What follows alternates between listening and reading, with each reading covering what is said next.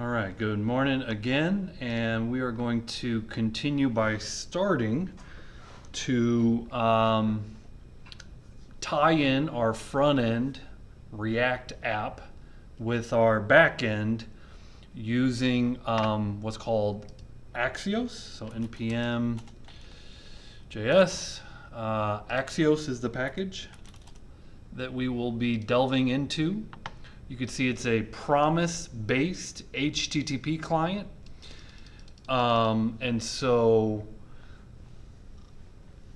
for the browser and Node. And so again, lots of weekly downloads. This is one of the more popular packages that is out there. And so very popular, very good tool, npm install Axios. And so this will be the package that we're going to put. Now again, the lecture project that I've been doing was my back end was called Dog Walker. So we were making like a dog walker application to kind of sync up people with dogs and people who wanted to walk dogs and be a marketplace, if you will. And so I'm going to create a new repository for this front end code. And the other package that we're going to learn a little bit about today is React Router. And we'll actually start with React Router because this is going to allow us to have multi-page application front end, at least what appears like a multi-page application, and you can give links to different pages. Right now, everything that we've been doing is a single page application. And just like on our back end, you can create routes. And so you basically give a URL, and then what happens at that URL, you can do that in React on the front end. And so just like we learned how to create routes with Express JS,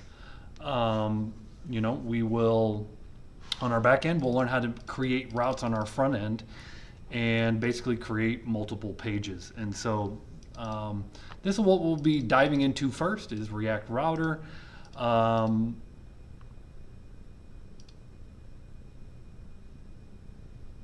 need a template now, interestingly enough.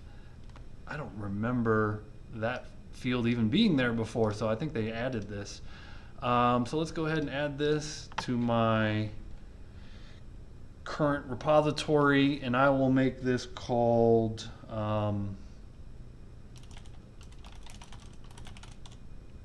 Dog Walker React.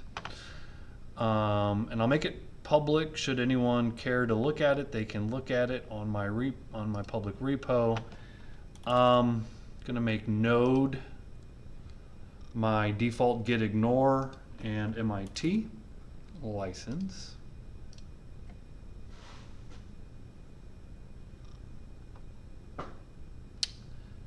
And didn't create a README, but that's okay because forgot that checkbox. But create React app creates a README anyways. So let's kind of copy that down. Let's clone that onto my computer. So I'm using Tortoise Git to clone that empty repo locally. And let's open that up in Visual Studio Code. So we have our local repo opened up in Visual Studio Code. I'm going to go to a new terminal. npx create react app dot says current directory. So we're installing React in the current directory. Hopefully everything is lowercased on the folder names, hyphens, no spaces. Again, those are the things that will error that out. We'll let that finish installing. while that's installing, let's look at npm I react router. Will be the first command, or will be the next command that we do use to install a dependency of React Router.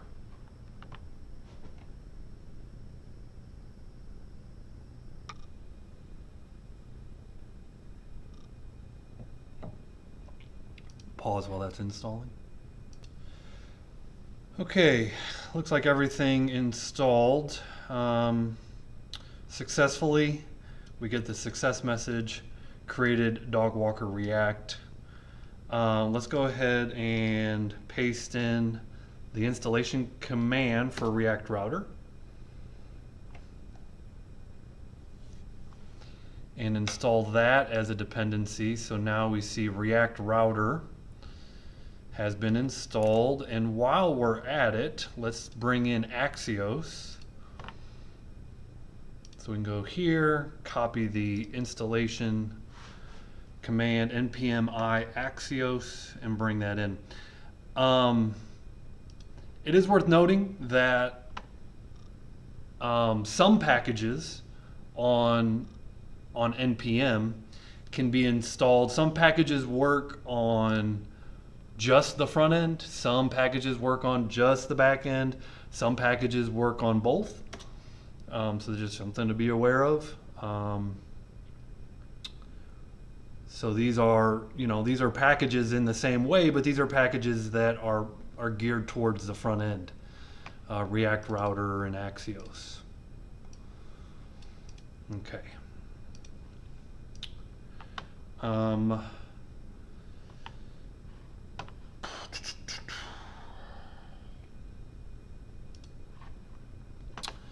Now, to get React Router to work, and of course we can do npm start to kind of boot up our application and start making changes. The first thing that you need to do for React Router is bring in what's called browser router. So let me show you this. Okay, so this is our template from Create React App. So let's go to our index.js. And remember that app is index.js is where everything starts. And we call app. And what I'm going to do, let's see if I type browser router.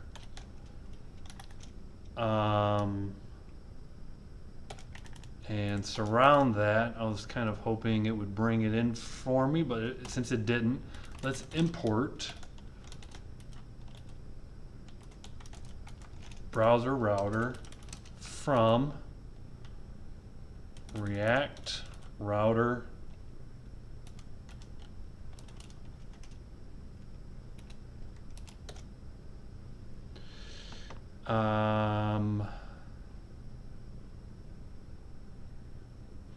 now this was just called React Router,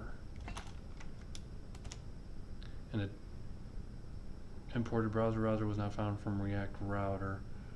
Import browser router from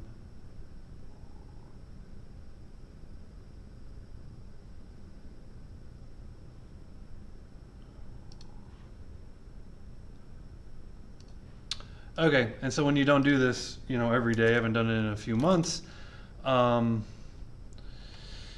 there's React Router, which is one dependency, and there's React Router DOM, which is a different one. And when I've done this in the past, I must have used React Router DOM. I just didn't remember that is the one I used. And so I'm going to go ahead and kill my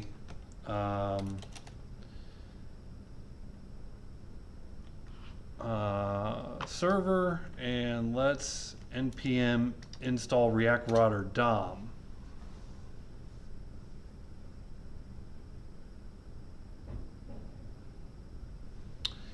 And React Router -DOM. Okay, now if I npm start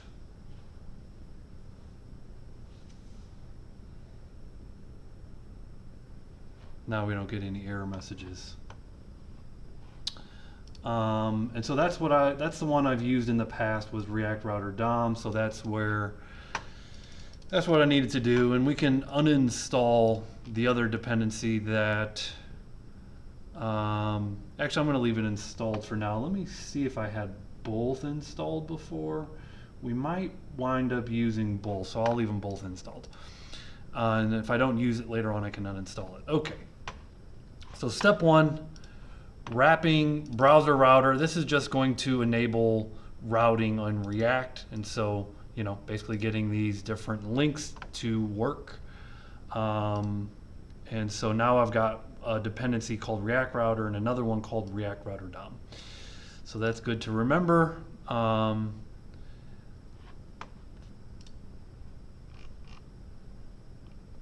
The next step is to define your routes. And so here we kind of enable routing, and the next step is to define our route. So I'm going to go inside app.js, and I'm going to define my routes inside of app.js. And so I'll kind of keep everything inside of this div. And there's a few things that we need to bring in here. Import, this is from React Router DOM. We're going to say route and routes. And I'll start there. There's going to be a few more things that we bring in from React Router DOM. So we're going to start with a routes parent. And inside of the routes, we can define individual route tags with the path attribute. And this is kind of saying, hey, as the page loads, your home path element equals, let's make a home element. Now we don't have a home element. So for here, let's make a login element so that when the page boots to the home screen, we'll make our login element. Now we don't have that yet, so let's hold off on that. So basically the home page is going to be a login element. So I'll create a component folder and a login element.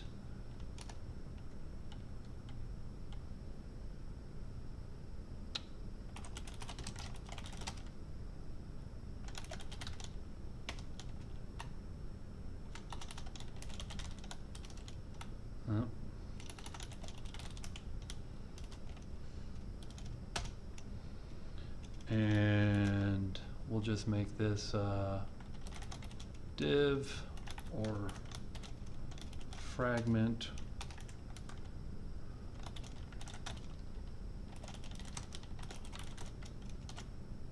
and this is going to return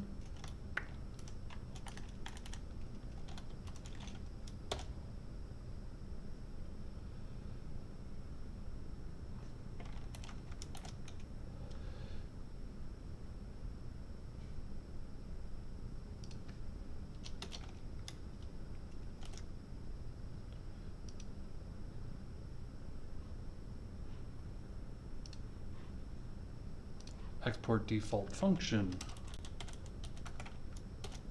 login,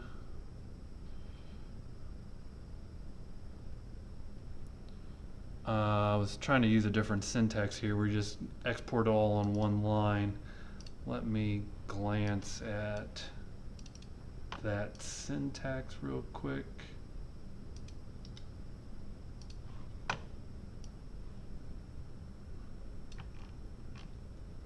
Okay, just says export function. You don't need the word default.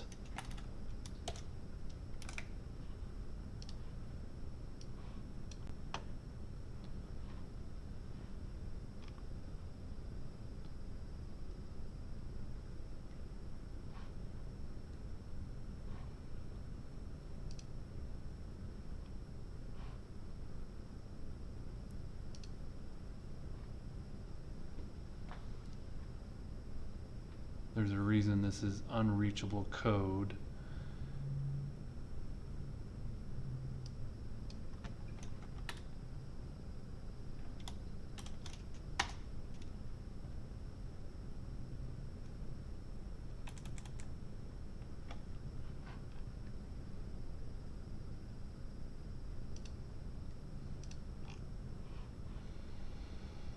Hitting some bumps, that's okay, that's normal. You know, as long as I've been coding, there's a principle of coding that I learned as a young developer, 15 years ago, that you can look at a very simple little bit of logic, and if you don't see an error and you're looking at it for a matter of minutes, sometimes it's just way faster to just delete it and retype it. There was bound to be a typo in there somewhere. Albeit I wasn't seeing my typo, and so I just took 20 seconds, deleted it, and retyped it, and it worked fine. So this is one syntax for declaring a function and then exporting that function, and then all I was doing here is just saying export function login, and so this is another way of doing the same thing. That's our login screen.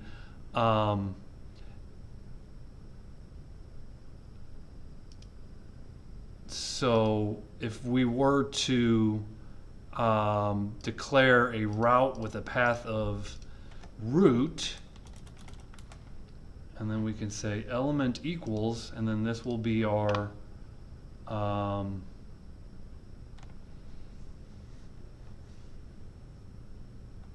login. So element equals curlies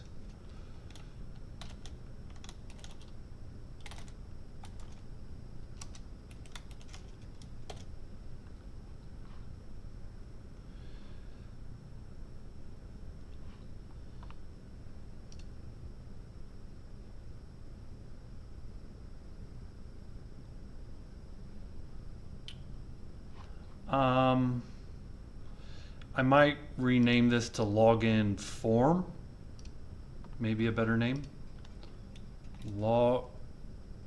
Login form.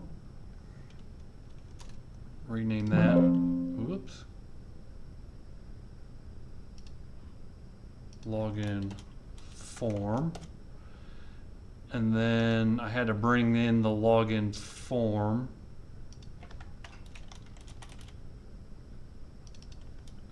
And login form. Not from, did I say from form? F-O-R-M, typo, F-O-R-M. And kind of bring up localhost here. And you can see on our home, we are bringing in the login screen. Of course, the login screen needs to present a login form, but that's kind of where we're going. So that's how to create one route. Let's create another route, and then we can actually create some links. So let's create another component that will be dog walker, like a list of dog walkers.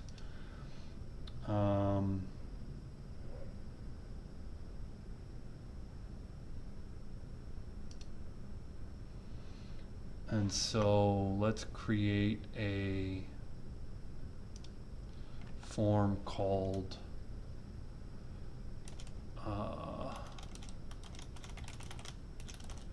dog walker list.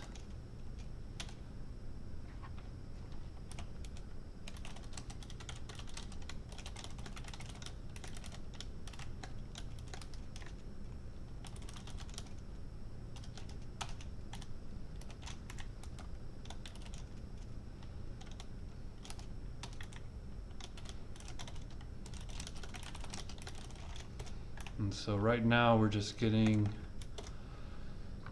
some components kind of stubbed out, if you will, and we've got a login form, and we've got another component for a walker list, in which the walker list will have dog walker items, subcomponents. And so now back here,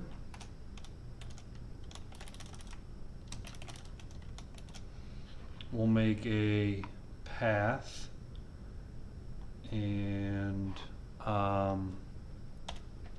slash, walker list or something like that. Let's see what I called it.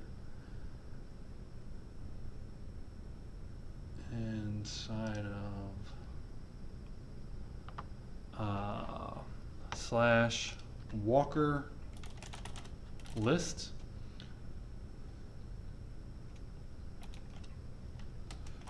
Element equals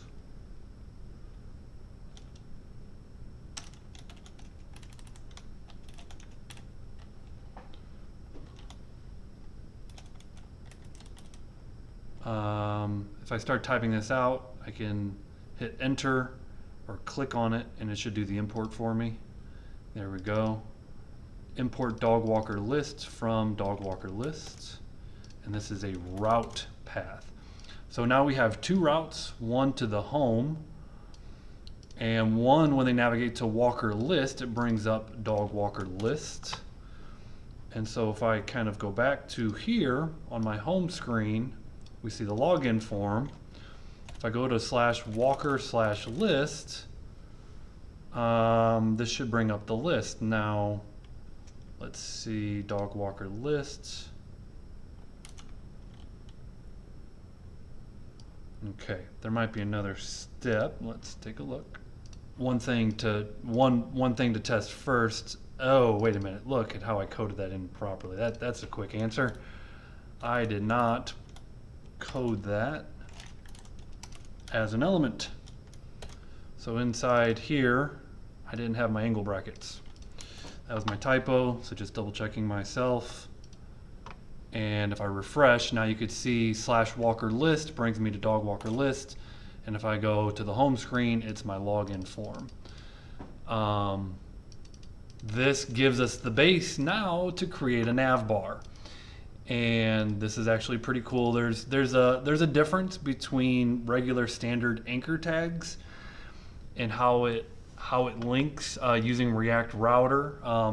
This is a pretty neat feature of using React Router. So let me show you what I'm talking about. Let's bring in a standard nav bar. So here in my app, we need to probably install Bootstrap. So let's go ahead and terminate npm I bootstrap.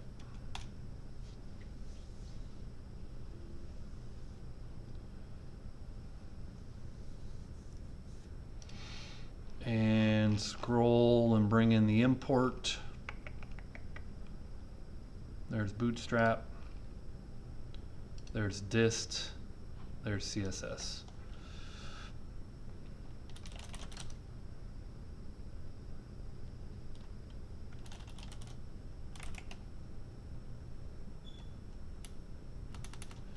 So here we just do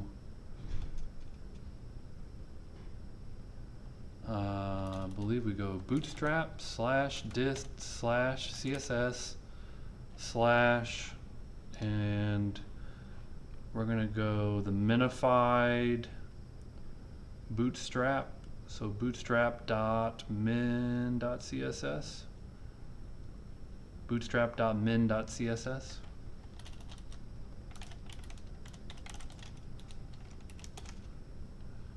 Okay, and right away, if I kind of look here,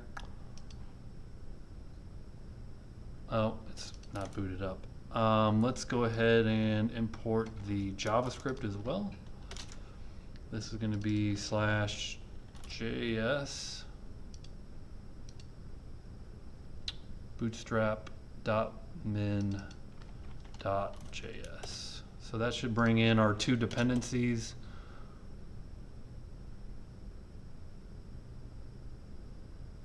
bootstrap dist JS bootstrap min. Let's see, bootstrap.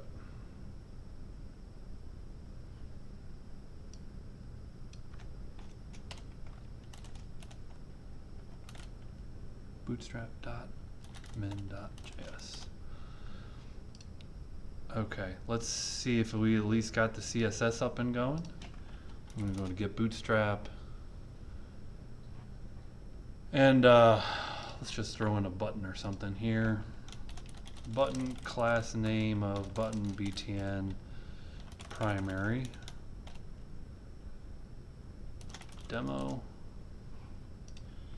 npm run, npm start.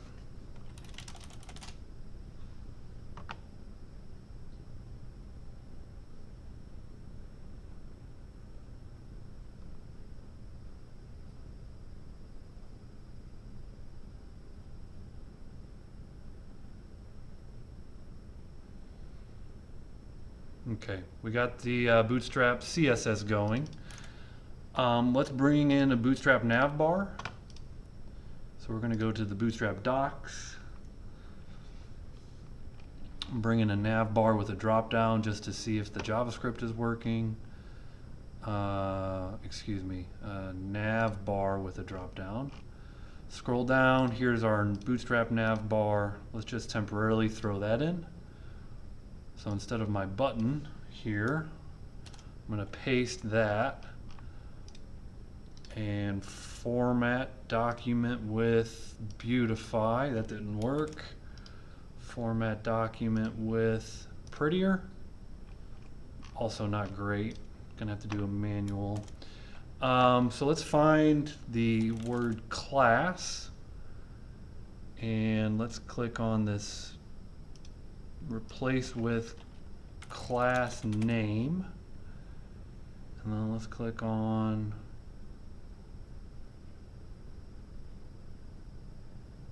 I'm going to skip that one because it already is class name.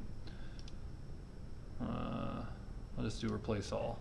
I'll just delete class name, class name. Okay. Our HR needs to be a self-closing tag. Save that. Input needs to be a self-closing tag, line 44. Input. Okay, and we're compiling. And okay, like it indicated, it is struggling to find my relative path to my JavaScript. So let's take a closer look at that. Something's going on. Oh, I just had a refresh. Okay. On a refresh, my drop-down worked. That means my JavaScript is working. And obviously my Bootstrap CSS is working. Okay. This navbar is not exactly what I want, so let me kind of pull this code out. And let me make a component called navbar. And now that I've got Bootstrap kind of brought in, we can make a navbar. Navbar.js. Export function navbar. And return some JSX. And then back on app, we can bring in navbar, hit enter, and we should still get a functioning navbar. Okay, so now we've got our own component navbar. Just keeps this app.js kind of clean instead of putting a ton of markup in it. Now we can kind of focus on what navbar do we want. I just started from any old navbar nav. I don't want to do that. Let's go back to the Bootstrap docs and kind of get a simple navbar. And probably We want an image there, maybe. That's good. This is a pretty simple nav bar. You can kind of get like a logo off to the side here. This is an anchor tag for your branding. So you put your project name there. And it's a pretty simple nav bar. We can kind of start with this one. And bring that in.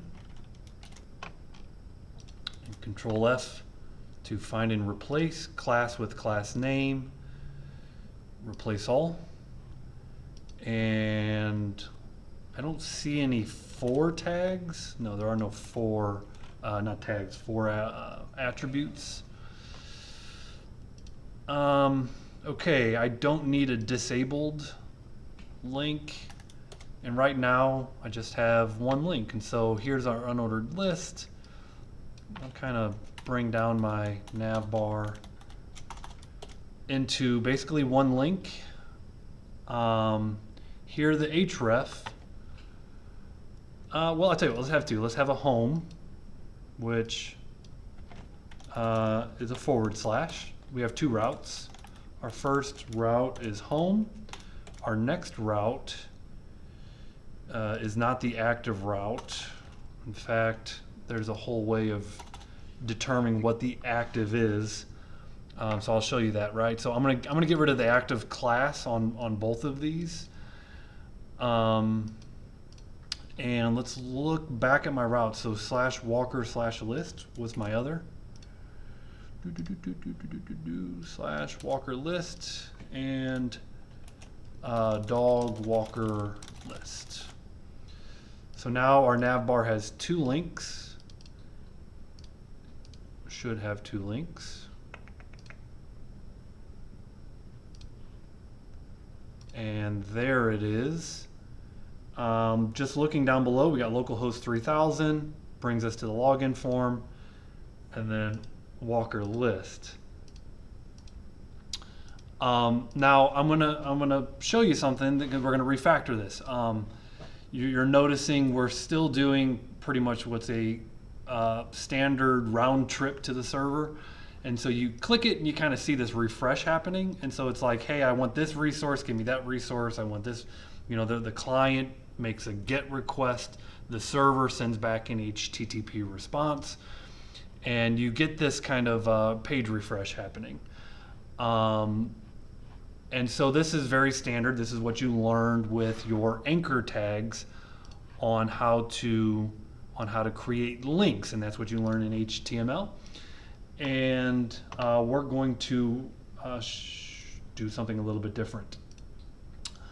And so we're going to replace the anchor tag with another component called nav link. So here above line 1, we're going to import nav link from React Router DOM.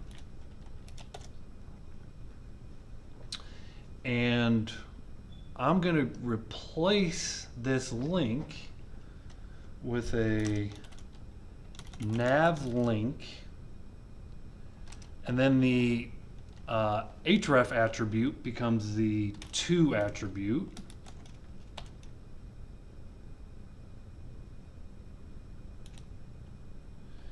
And then the class name, this is our CSS nav link, just like how we had the class name of nav link before. This is a bootstrap class. So our nav link navigates to the root. Class name is nav link. And then let's put the text inside here. This is the home link.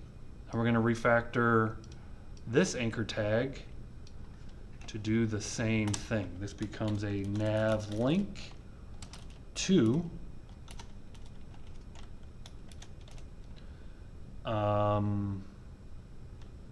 slash, what is it, Walker lists. Class name is nav link.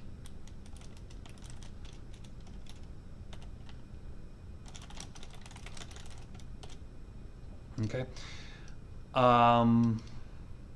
let's go back.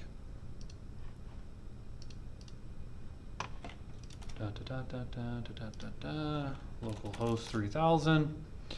Again, the links look the same. If I hover them, it looks like they're going to navigate to the same, but you're going to notice a subtle difference as I'm clicking these links. Notice the refresh doesn't happen. The navigation does happen. The refresh does not. So again, this is a minor thing, but it's pretty cool if you ask me, because you know, it's much snappier, right? It gives the end user like, hey, this is happening instantly. Doesn't even take a millisecond. This is something that you'll see on, you know, Netflix's home site. As the user is navigating, the user is able to click and basically get, you know, an instant response. It doesn't seem like, you know, the page is loading, so to speak. And so this is one of the benefits of using React Router over a, you know, traditional HTML, HTTP, get and request HTML documents.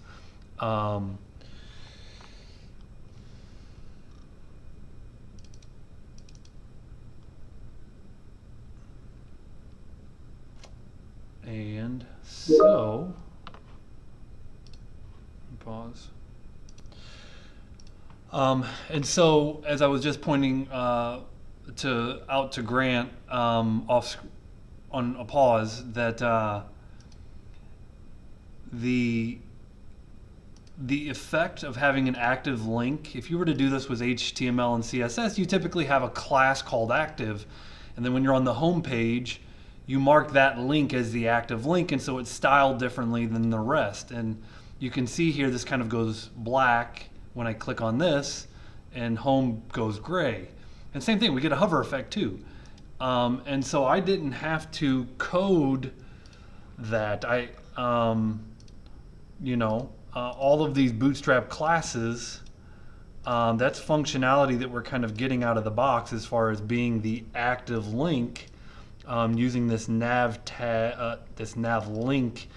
So there is another import that you can do that we'll use that is different than a nav link, right? A nav link is in the nav bar, but there's also a link, and we'll kind of use link here in a little bit.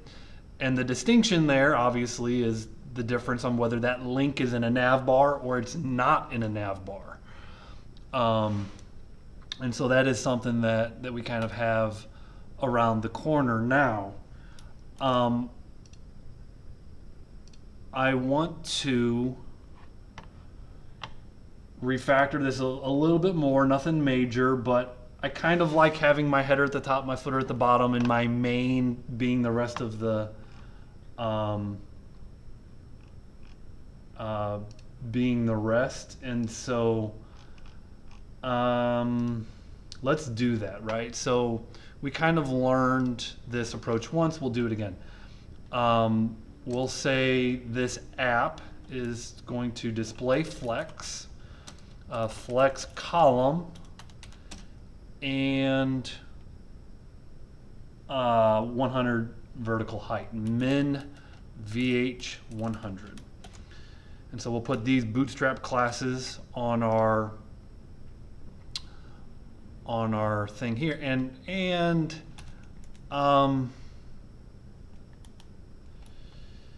let's just see if I put the container here. Container. I'm also going to add container because I want everything inside of a wrapper, right? And this kind of gets a responsive wrapper for us. And then we're going to have 3 children, right? We're going to have the header,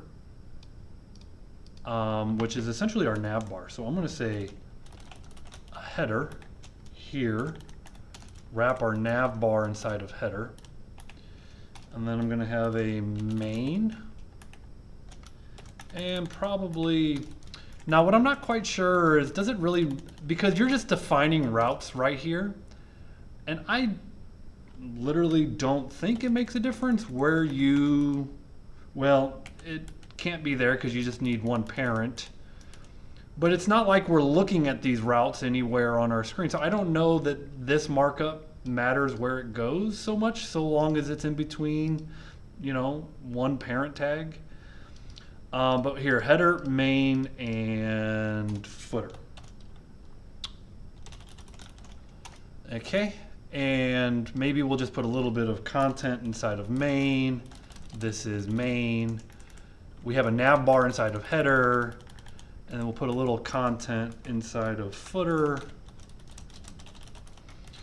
Okay, and then what we do with main is we set the flex grow to 1. So class name flex grow -1. And let's see how that looks. Okay, so we get main. We get login form inside of main. And then we get footer. Now, it's funny that everything's text center in the middle. I'm not sure what I did for that. Other than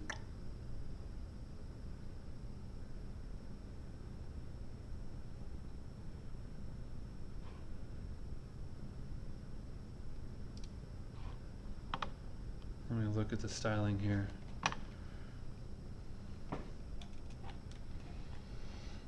Footer's hugging the bottom, right? That's what I was going for. Nav bar's at the top, footer's hugging the bottom, so that's all fine. A little surprised by the text align center. That's on the app. Oh, that's, you see here, see? Text align center on the class of app, which is app CSS. I didn't write that. That's why I was surprised by it. So if I go into app CSS, I don't want any of this. So I'm just gonna delete it, save it. And now we get our content on the left, and that's what I want.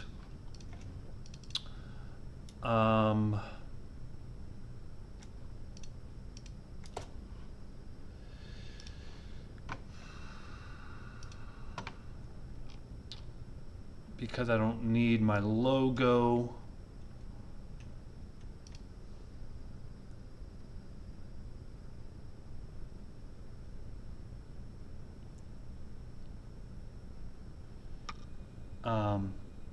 Oh, here is, I was kind of saying earlier that you want your static images hosted from inside of public. And here, this static image isn't. So just pointing that out, interestingly enough.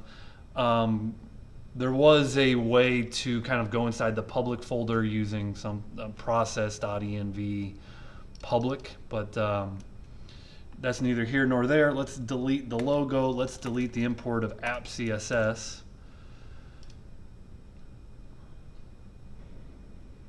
And we'll have to declare more routes as we go along. Oh, I see. So here's why that matters, right? So the content, let's just take the routes, for example, because this is where it's showing the login form underneath main. So let's just say I were to take the routes and declare that above main, right? So here's where it makes the difference, right? So now the login form will be above my content that says this is main, right? So where you declare the routes, it actually does matter, because this is where on the page it's going to display the element for the path accordingly. For this, we'll just say ampersand copy 2023 Evan Goodmestead Rankin Technical College. And we don't need to put that in an H1. We can put that in like H6. And class name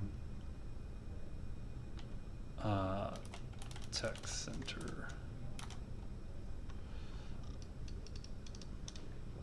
Cool. All right, and we got a pretty standard nav bar. So if I go up into my nav bar, I would change this text to say dog walker. What would I even name this, right? So it doesn't, I lack creativity for my naming of my apps. We're stealing Rover's name.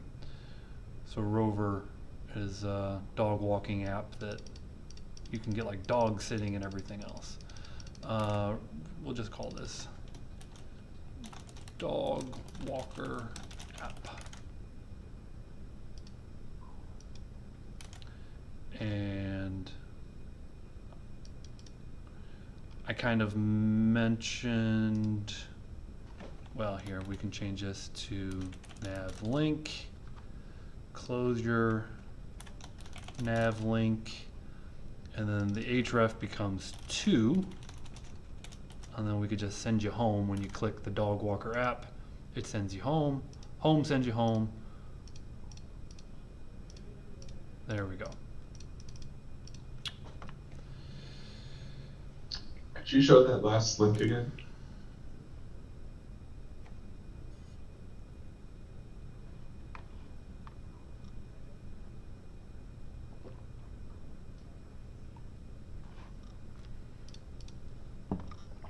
Okay, now we get to start styling our login form.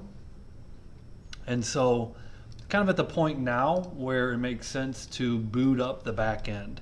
And so again, these are kind of independent projects, but let's boot up my dog walker app on the back end, which is somewhere, did I call it CRUD dog walker? I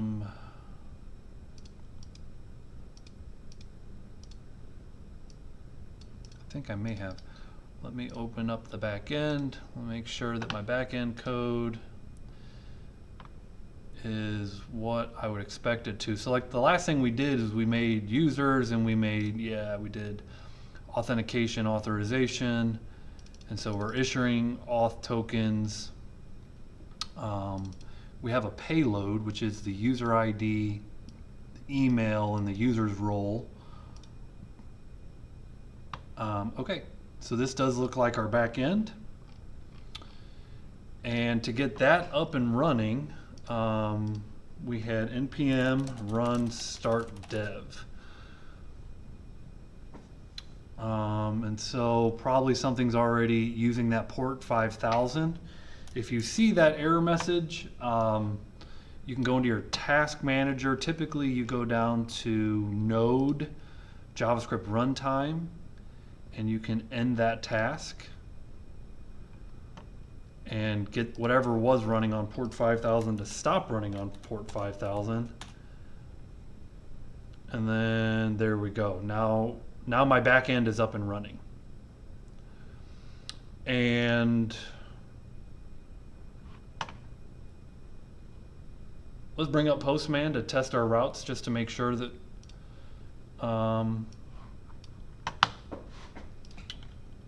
let me save my routes here. Save, Control S, close, Control S, close. Okay, so now if I go back to my dog walker app and I go to user login, and let's just see if I can log in. Okay, it looks like EA Gudmestead 1 at rankin.edu is a user I have with password of password.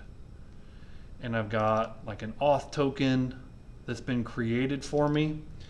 And I should be able to go into cookies, and that auth token is saved in a cookie. And now, like if I go to like list all my dog walkers, okay, so that user didn't have the right permissions, and I would need to go into Mongo which this is a complete one-off, but I had an alumni yesterday message me and he said, have you seen the Mongo stock price? Apparently MongoDB Incorporated, if I look at the 1 month chart, 6 month chart, just in the last 6 months, it's doubled almost. So as a company, doing pretty good, Year to date, 1 year, well, it's off of a peak. Just kind of a random. Oh, it's still not back to all-time highs, but in the last year, it's up 100%. Neither here nor there. Mongo as a company is seeing some growth in its stock. Let's log in. Let me see my different users that I have on this.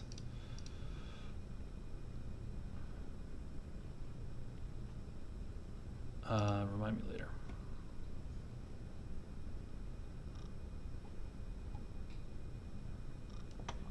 Okay, this is not my issue tracker. This is my other cluster 0 here. If I browse collections, Dogwalker DB. If I look at my users, okay, role of developer and quality analyst, and developer and quality. If I go developer, can do those things, quality analyst. So those are my two. My error message is can list dog walkers. So let's edit the permission here of maybe my developer, and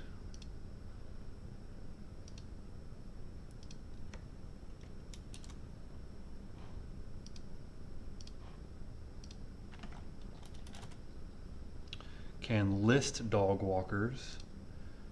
Now when you're a developer, I'm gonna have to re-log in to get my new permissions. You should be able to list dog walkers now.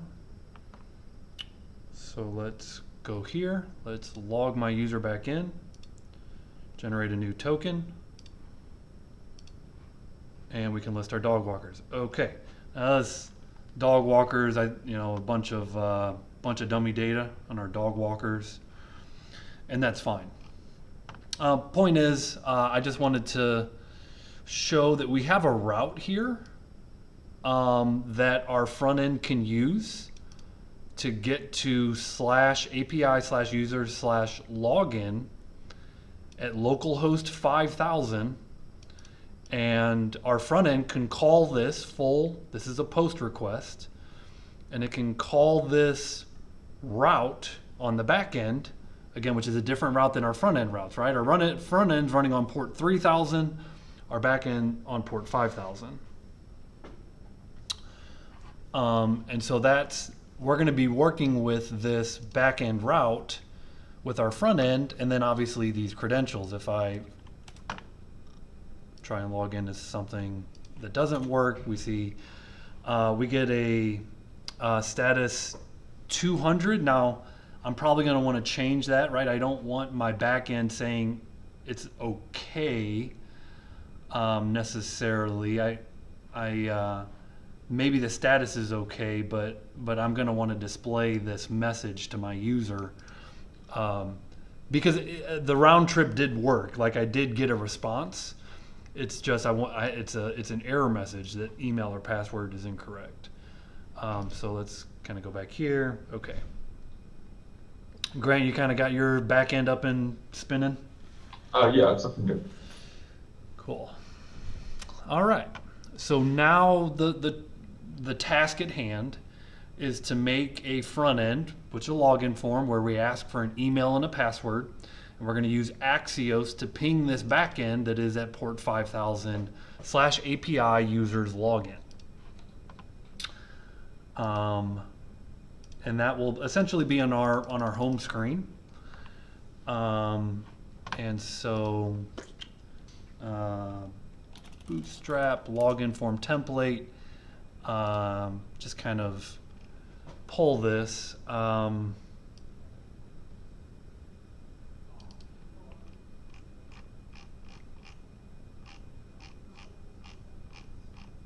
I don't know, for whatever reason, I'm kind of tied to this one, where I just like having the gradient in the background and almost this color scheme for whatever reason. So I'm going to show code, kind of get a template, and kind of just copy that. And let's go to that's my back end.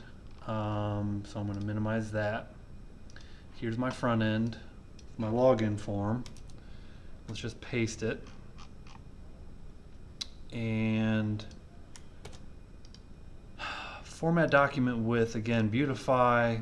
That doesn't work. Format document with prettier. Okay, that's a little better. I can live with that. At least everything's kind of tabbed over. That's not terrible.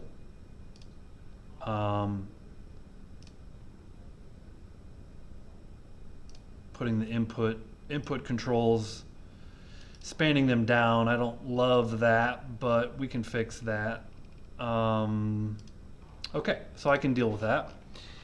And what I'll do is I'll say, as we've done a couple times, replace class with class name. Go ahead and replace all. And if I search for the keyword for, now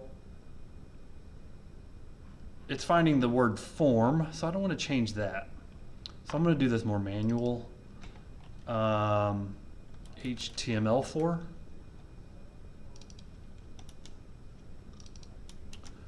So these are on my labels, right? So the labels become HTML4. And that's good. Let's glance at the front end and see what broke. So if I go here, okay.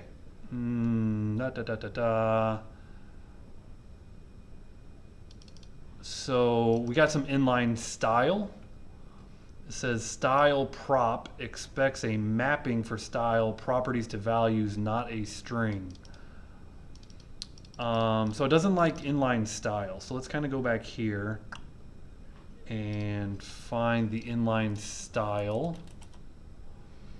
So line 8 has some inline style CSS, and it just doesn't really like that. It says border radius of 1, so that's just getting a rounded corner on my card. I'm not married to that, so I don't. Let's just maybe try deleting that. And if I need to bring it back, we can bring it back. But that's a starting point, okay? And interesting that my footer kind of is pretending like it's not there.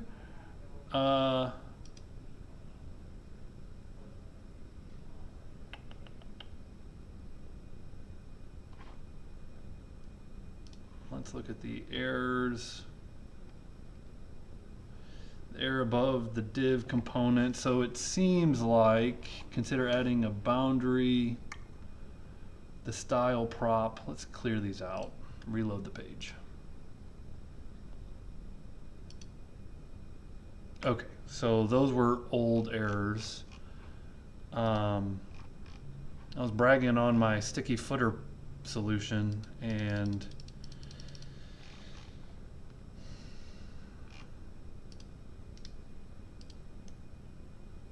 my footer is not sticky. So here, main flex grow of 1, and my footer. So I might have some other styling kind of interfering. But very easily, we got a login form. We're gonna have to refactor these anchor tags to be React links instead of HTML links. And if I go here, here, here, here, and obviously my gradient's not working. So couple things to troubleshoot. And that's what's going to happen when you just rip code from the internet and bring it in.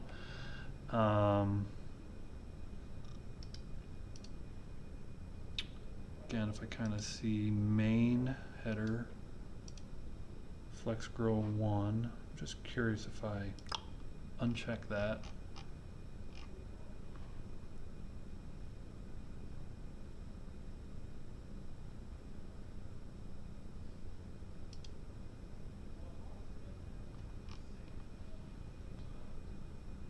Okay, that's what I would expect. Okay, good, good. Main.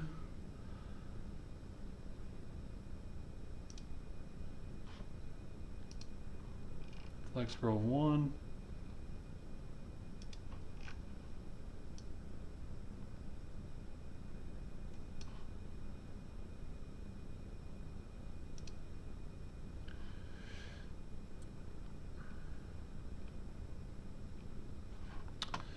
So the class, oh, yeah, no, that's good. Let me go back to the front end here. Let me look at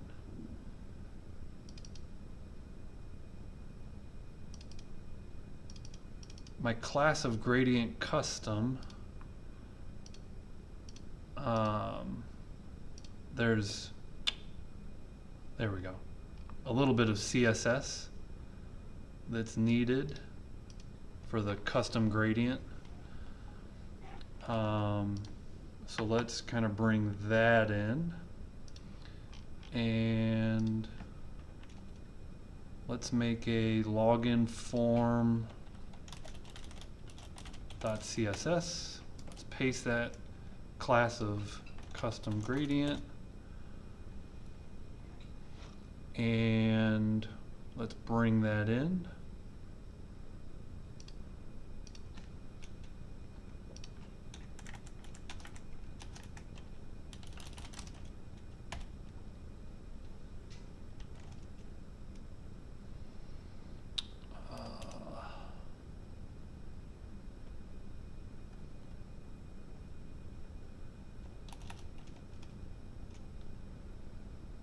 The actual relative pathing, it's in the same directory.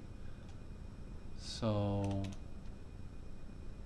we'll say login form.css.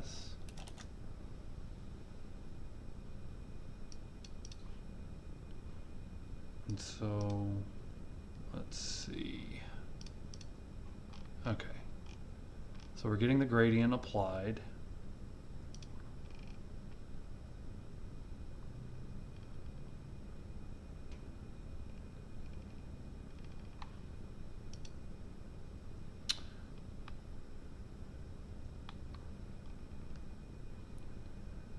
I'm going to I'm going to get that out of here. My back end's up and running.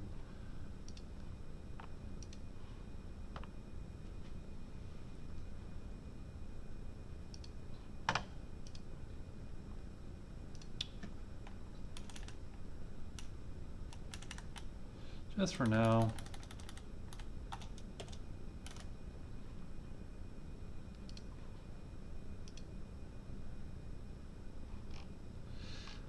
So I gotta have some styling that's making this huge, and that's probably at the root of my problem. So if I look at this card, let's go up one, this column 12, column extra large 5, and so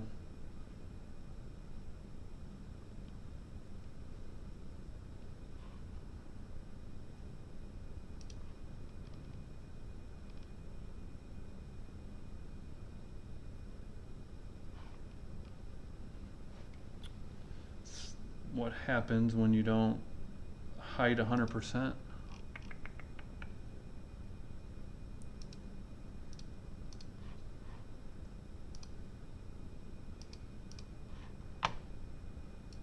Container H100.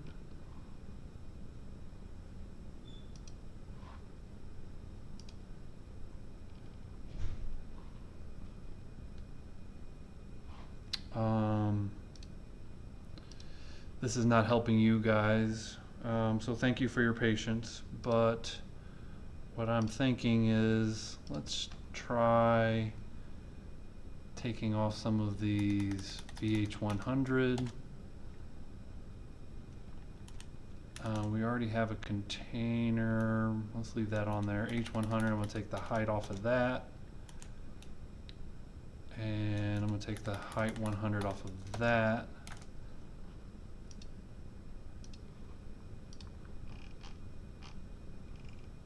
Okay, so you can kind of see I'm getting there by taking off some of these classes. It's still, let's take off the padding of 5. PY5 is padding on top and bottom. We're getting there.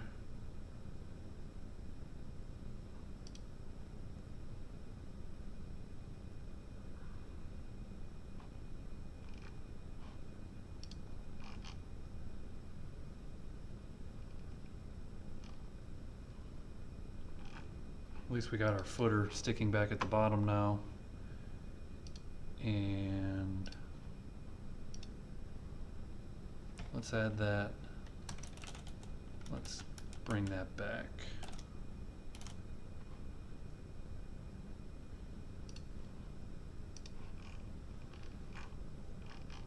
Okay. Not perfect, but you can kind of see the direction that I'm heading by trimming some of the classes that are creating some unintended consequences. Not the purpose of this. Okay, so what is the purpose of this? Purpose of this is to tie in the front end with the back end. So let's get back to that and working with Axios. And so,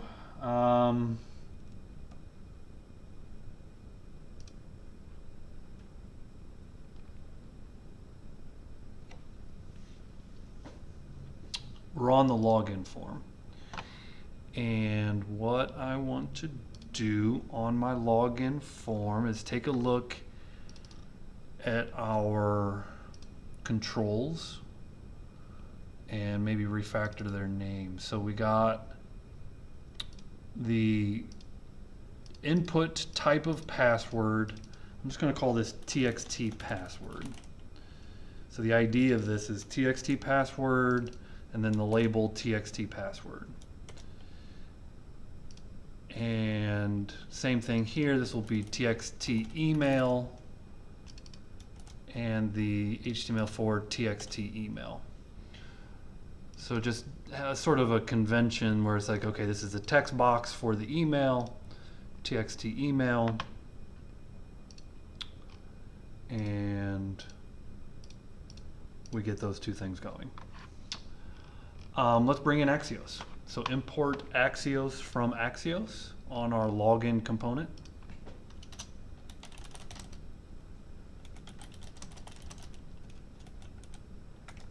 Okay, we installed that kind of at the beginning. Let's, on our submit button, now again, we need a form, so I actually don't even see a form control. So here's our submit button type of submit. And let's go ahead and add a form control because that's the best practice.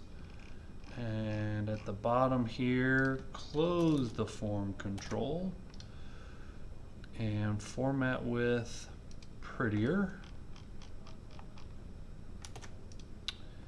And make sure we didn't break anything just by adding a form control. Everything's looking good.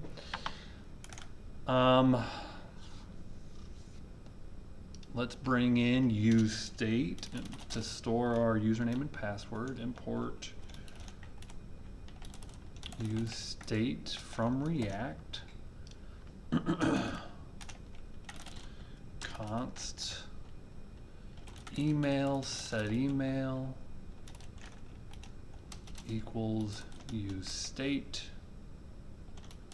empty string const password, set password equals use state, empty string. Let's set it up so when the user changes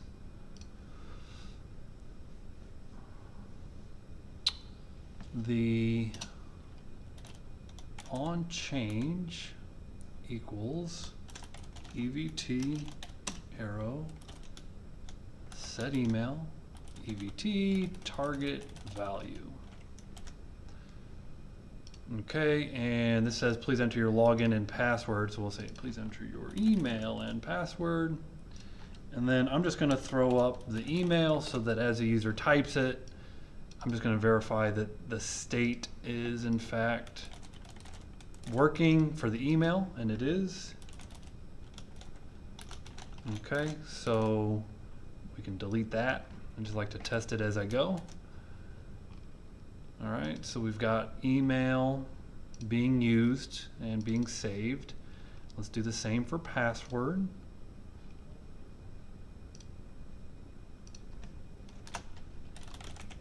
On change, EVT, arrow, set password.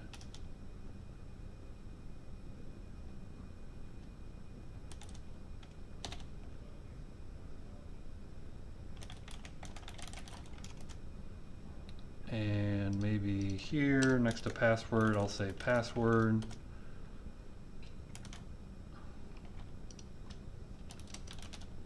Okay.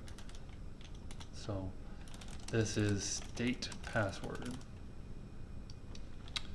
So setting the use state hook in the password, email and password is working. So let's pull that out.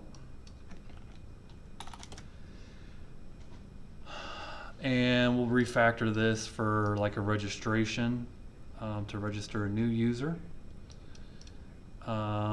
which I think we have the back end for. Let's wire up a function to run when the user clicks the button. So here's a login button type of submit, and we'll say on click equals curlies. Let's make a function. It's always interesting to me as I was learning this, declaring a function inside of a function. For the longest time you were taught don't do that, but here's function on login. And let's just do console log login clicked. Now this is a submit, so we're going to have to prevent the default. evt.prevent default, and then say login clicked. So when the user clicks this button, we're going to call on login evt, pass it on login passing evt so that you can cancel the default event. And now if I go to my console and I refresh the page, you can see login clicked. So we got some state being saved, and we have an event handler for our login button, and we're ready to introduce Axios. Okay, so now that we have an event handler that says on login, we can say login click. This is where we're going to make our Axios call. And again, Axios is the tool that's going to call our backend. And the first thing that you'll do is pass in the URL. So I'm going to do this as just a regular old string to our backend. And we'll refactor this, but for now we'll just copy in the full path, which is as so. So we're going to call our backend here. Again, that should be up and running. And then you have to give it some additional information. So we're saying, hey, this is the route that we're calling. And now we give some additional information. And so this comes in form, well, what is the method? The method The reason this is barking is because I don't have my closing parenthesis right here. My method is a post, and the data that we're going to send is stored in the email and password. Now, you saw that Axios returns a promise, which you handle with, it's kind of like a try catch in a way, right? So you say then, which is your successful case. And then you have a catch, which is your error case. So we could say then catch. And I think I have my curlies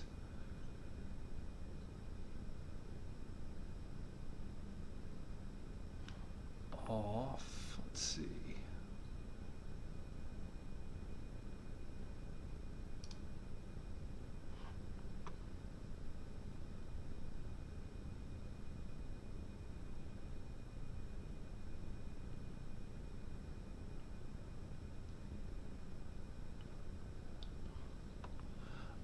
Let me try.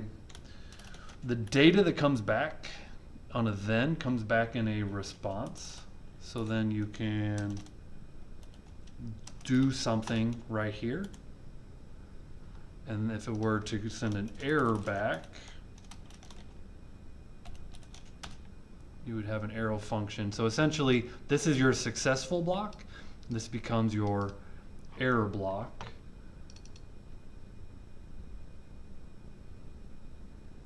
Oh, there it is. This doesn't terminate here, that terminates there. Okay. So I had an extra parenthesis there. So Axios method all right there. It has two arguments. The first one being the URL. The second one being the options, if you will, to say that it is a post method. Now let's just verify it is in fact a post, and that we're expecting two things. We're expecting an email and a password. Now this object implies this, right? This is the shorthand: email, email, password, password. But anytime the keys and the values are the same, there's a shorthand syntax, which is just like such. Okay, so we're gonna make an Axios call. We're gonna click the button. We're going to make an Axios call to our back end. It's a post. We're going to send the email and password across. If it's successful, we're going to write some code here for the success. If it's an error, we're going to write some code here to catch the error. Now again, the data comes back in a response object. And let's just, in this case, console log response. And maybe console log error. So we'll at least kind of see what block is being hit. And then we can kind of inspect the data to see how to better handle these messages besides just throwing them in a console log. And so if I refresh, I'm going to kind of start with the console, and let's just throw in maybe ASDF. Click login. And it says, from origin, has been blocked by cores. Okay. Cool. So cores is that whole cross-domain thing. We've got basically it's like saying our backend doesn't allow this request. And our console log here, we get an error. So it says Axios error. And so pretty useful because we've installed that on our back end before, and we've configured that cores npm JS cores middleware. So I even think we did this on the hands-on test. So npm install cores, and then we bring it in and basically enable app.use cores in the basically for global scope.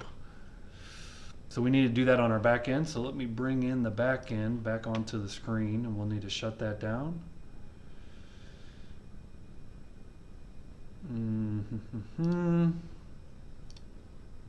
So here's my back end, and let me shut it down.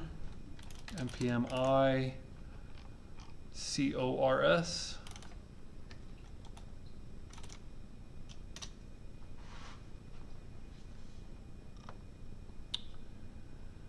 And then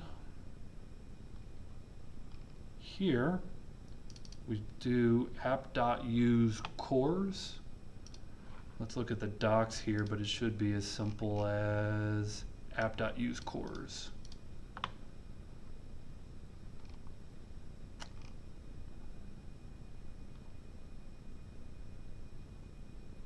And I don't think we need any more configuration like this.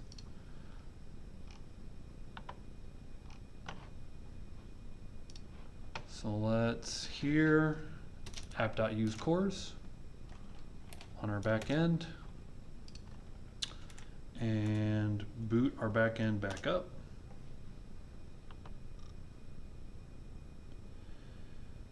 We need import cores. There we go.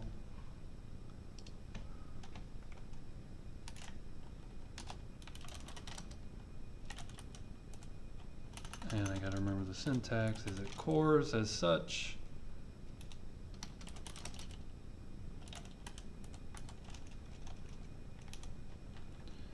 I might need to look this one up because I'm not remembering.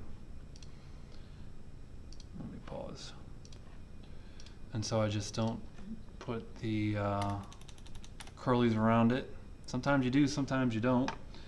Import cores from cores, and then app.use cores. That should be more successful. Backend is up and running. And just to be safe, I'm going to reboot our front end as well with npm start.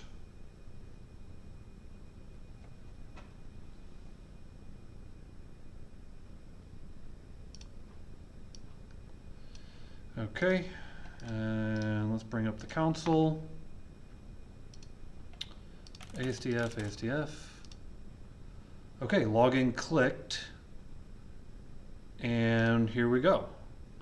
We got some data back from our back end. This is a beautiful thing. And you can see the data says email. There's a data object with a message property that says email or password were incorrect.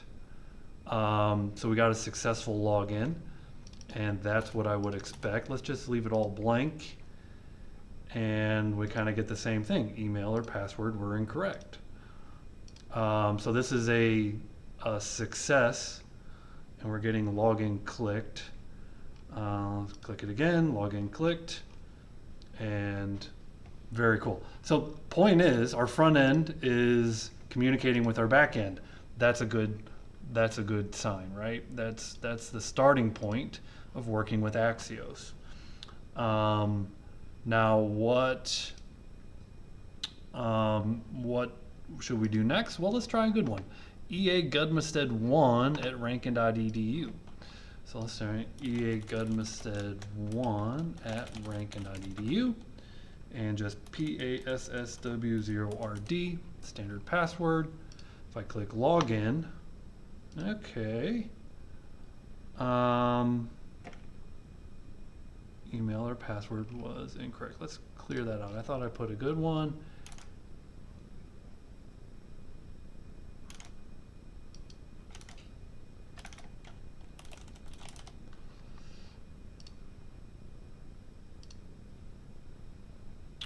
And let me troubleshoot this because EA Gumstead1 at rankin.edu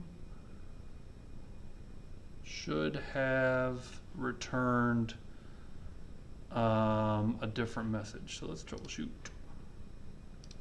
Okay, how I'm going to troubleshoot this, I'll do it on the recording, is I'm going to pull up the back end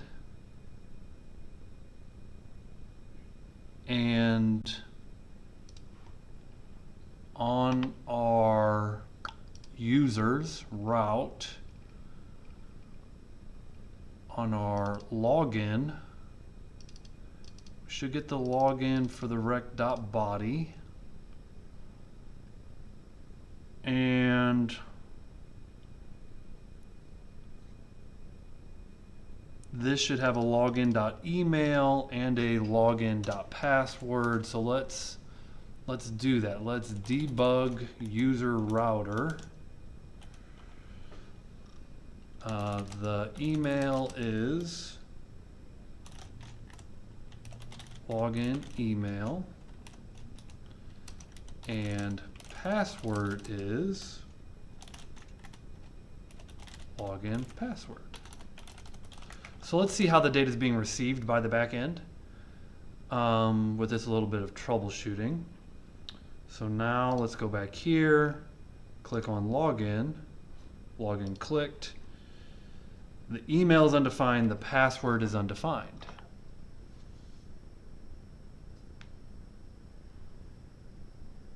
However, if I do it from Postman,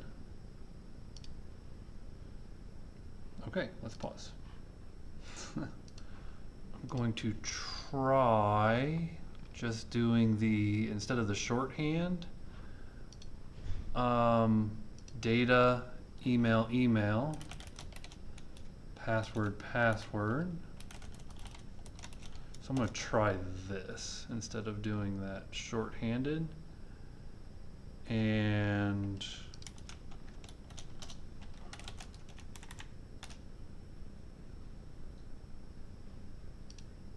EA Gudmstead1 at rankin.edu. EA Gudmstead1 at rankin.edu. Password, let's bring up the console. And incorrect. Let's go back to the back end. Grant, I'm assuming you got the same going on? I do, yeah. Okay, undefined and undefined. So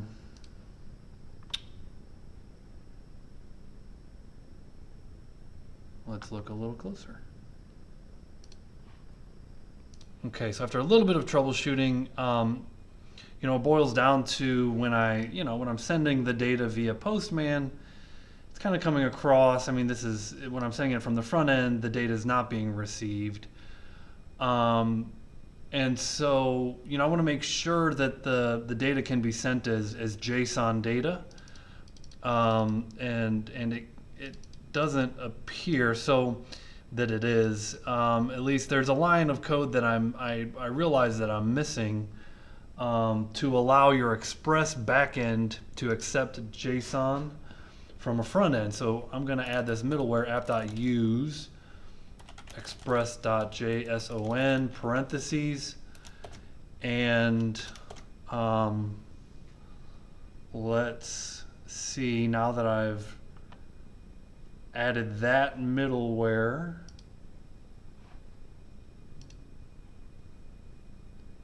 and if I go 1, 2, and I go to my back end, nope, still not being received, undefined and undefined. Whereas if I ping that, okay, back to the drawing board. So kind of joking around here with Grant, and he goes, hey, it's working for me. And it's like, wait a minute, you're following my example. I probably just need, if it's working for you, not working for me, I'm just going to restart my back end. Since we installed the middleware, let's restart the back end. I don't, and then let's restart the front end. So there's dog walker react, and let's just reboot them both. So I rebooted the back end. Let's clear the screen, reboot the front end.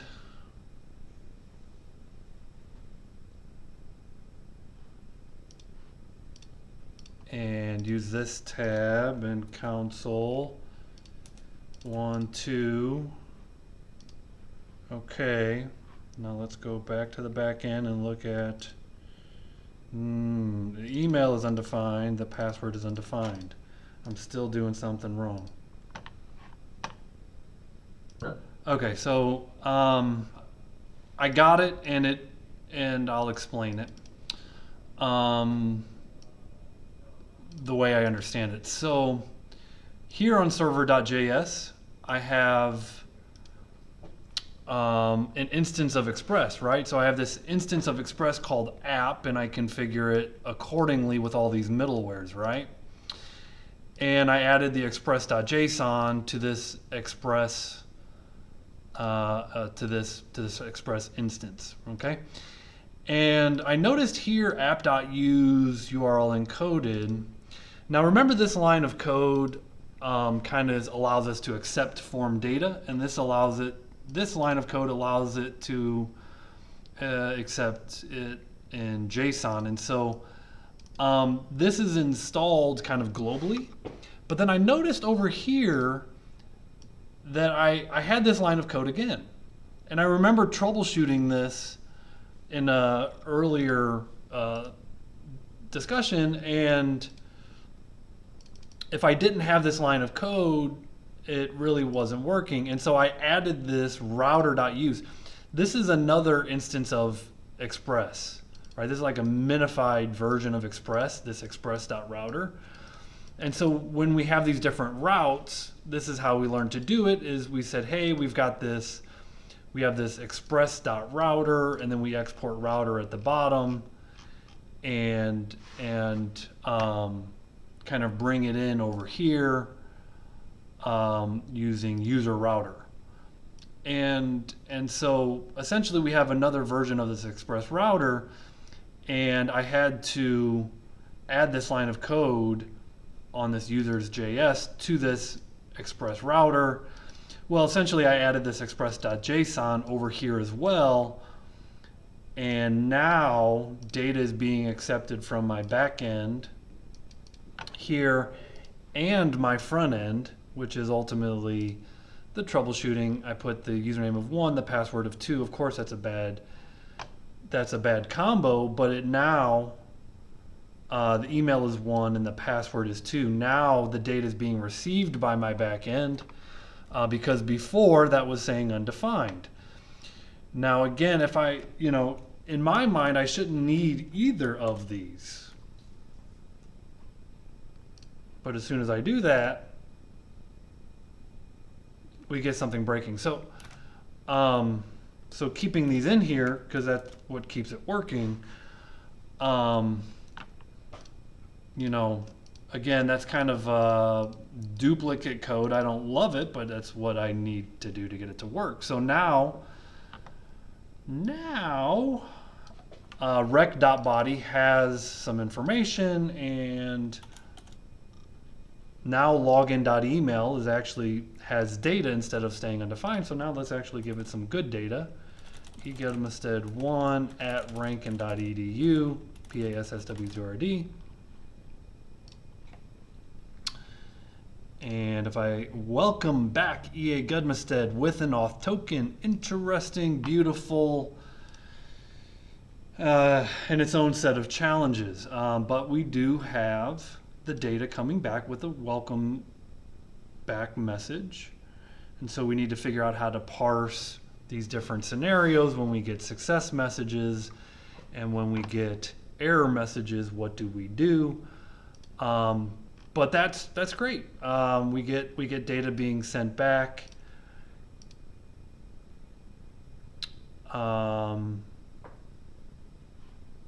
And that's good. So, eGetMinstead1 at rankin.edu. Password. Check out the console. So res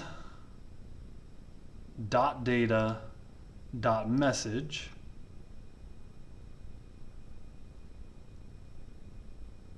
has our auth token stored in it. And so that auth token we're going to want to use now. So tell me where you're at, Grant. Are you in a working state, or do you need a little time? I'm in a working state. I'm just not receiving cookies. Yeah, I don't think I am either, and so we got a little more coding to do for that. Okay. Okay, cool.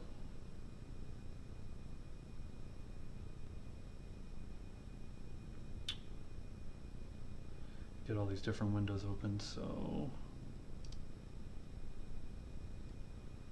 that's our back end.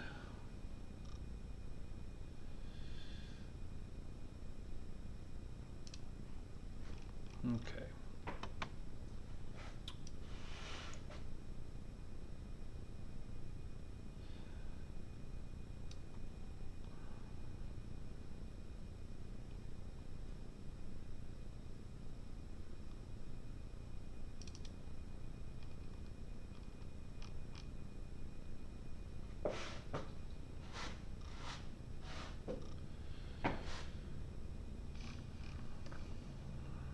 So I want to do something with that token.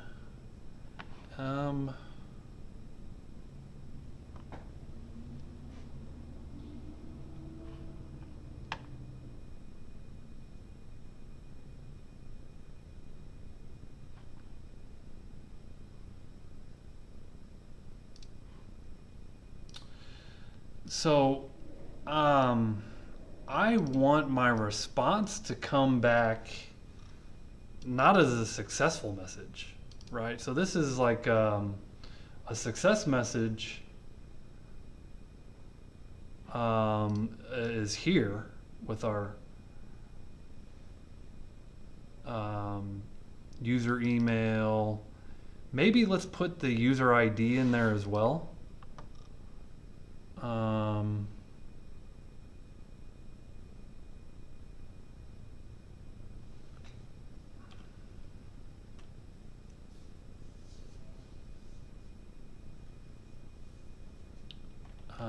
Let's just do user ID colon user dot, I believe it's underscore ID, and maybe a new line there and a new line there. Let's do a res dot status 400. Which is like, hey, client side error. And here, now if we get something incorrect, I say 1 and 2, console log in, there we go. Now we're hitting our error block, right? And our error block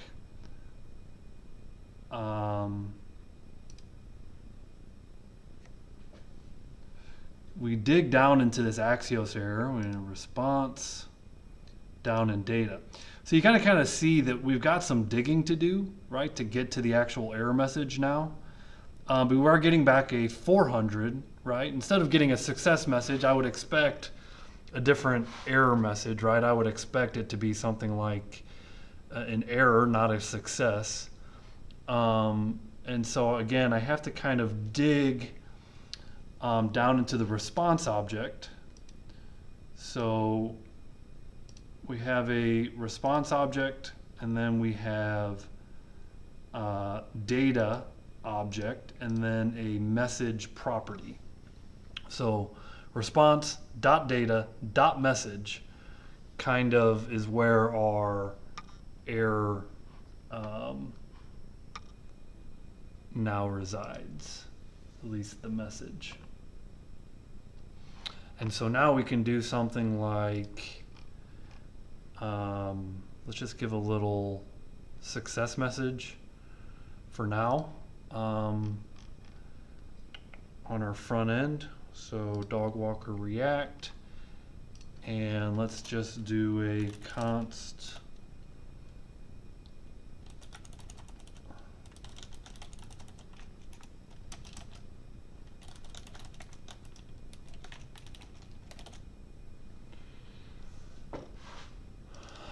and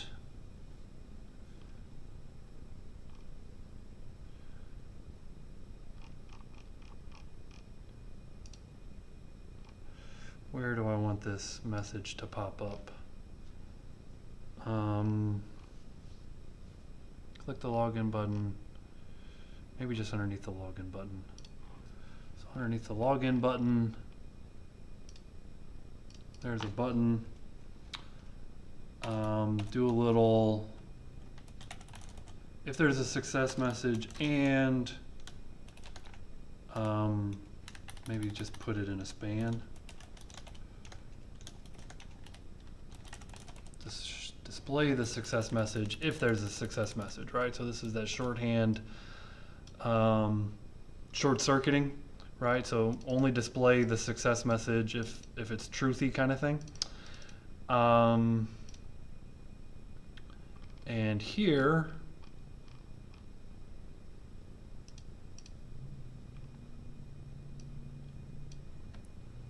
we will set success to the res, and I have to res, so it's a res object, data object, message. And so if they give a good username and password, we're just going to plop that out in a successful message. And this will be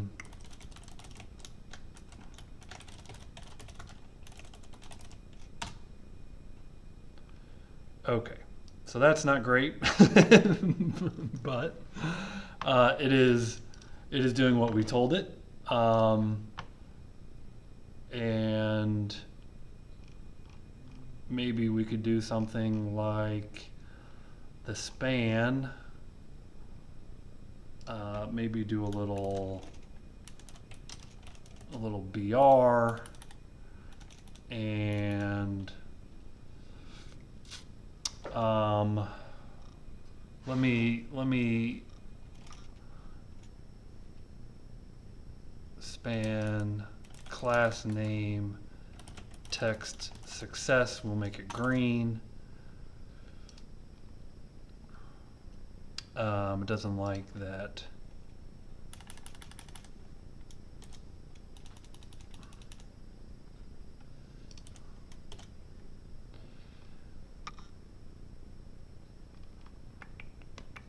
Now, res.data.message, I think is just a string. So maybe we refactor that on my back end to just be an object with some properties. So let's refactor our back end to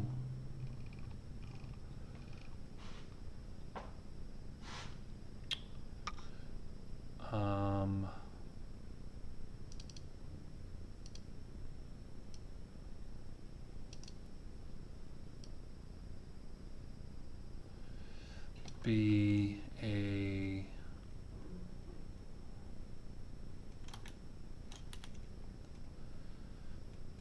I'm going to refactor this line, res.json, message property has an email, which is the user.email, comma, it has a ID, which is user._ID, and it has a token, auth token. Okay, so now our JSON has a subdocument with, so it's message.email. So we can just say welcome back message.email, and then we don't need to display the ID or the token information. So let's set the success on our front end. Lots of back and forth. Dog walker react message.email, and back to our front end.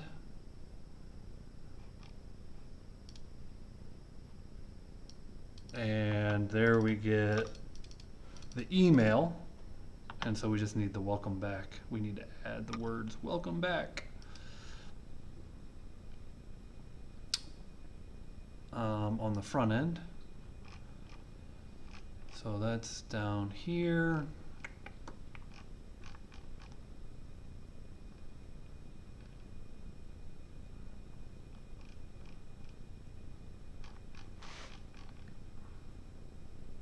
Success, how about this?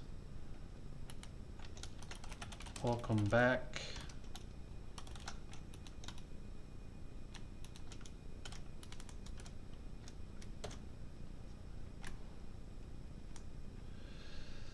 And that's still a span, so there's no line break, but refresh. We get something bad, you know, we'll have to display the error message, right? And that's where we're going. Right now there's no error messages on the bad. You can kind of see the error message in the console with an error message here. We just got to get that on the front end, right? But right now we're just getting the good request. And it says welcome back EA Gudmestead 1 at rankin.edu. And you know, maybe we put this in a paragraph instead of a span, so we get a little line break. And we're happy for the moment. Let's put that was after the button. Maybe we just put that in a paragraph.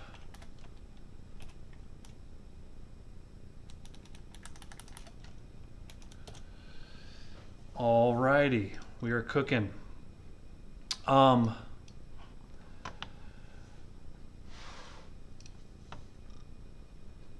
right, next up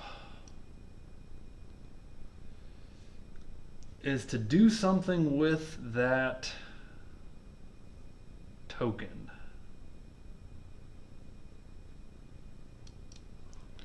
And that token was stored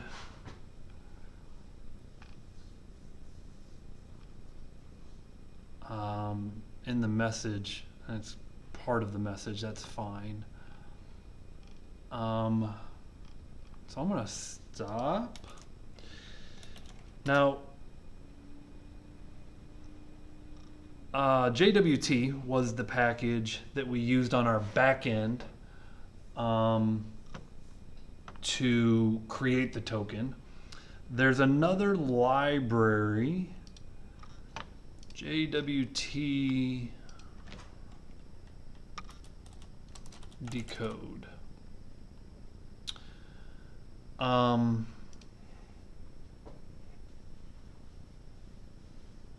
That we're going to use to kind of bring this into our front end. So we use JWT to create the token. We're going to use JWT decode on the front end. So let's bring in JWT decode into our front end.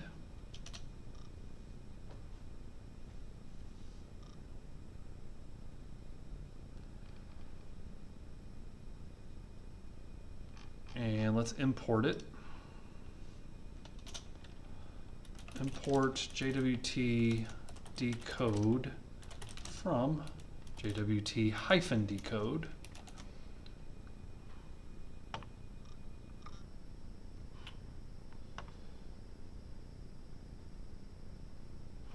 And I want to look at, let's see, console log So this is res.data, I believe it's .message.token is what I'm looking for. And so if I look here, message.token, that's where the auth token is stored. And so if I just kind of put that in a console log, back on my front end, and refresh this, we got to bring it up because I stopped it.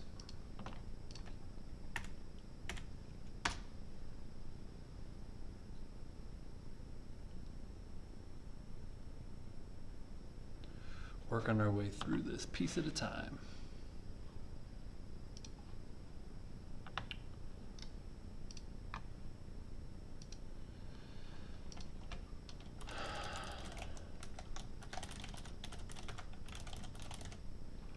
So if I click login, okay, that's kind of the encrypted data that you would expect to see, you know, the encrypted token, if you will. And I got my success message welcoming me back. So let's see if we can read from our token. So we know where the token resides in the response object data message token. So we're going to use JWT auth payload equals JWT decode, and we're going to pass in res data message token.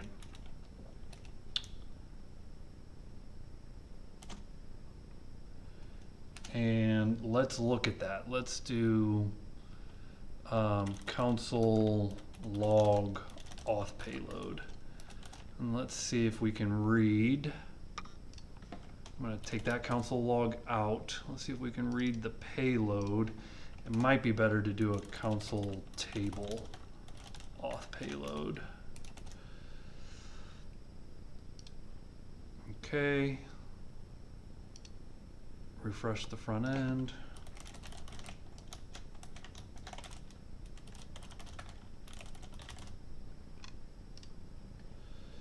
Okay, there's our payload, which is perfect. This is our ID for our user. This is our email that we put in our payload. And these are the roles, developer and quality analyst. Now, just to remind you, where did we put that in the payload? That was on the back end. So when I can comment out this troubleshooting debug user router. Here in our auth token, here in our function for our issue token, we made a payload that has an ID, the user's email, and the user's roles, which is an array. And so here's the data in the payload. We kind of packaged that up. And we now have that coming through on the front end.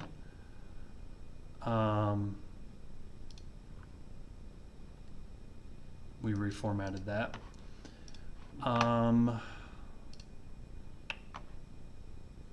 Which is nice. Now,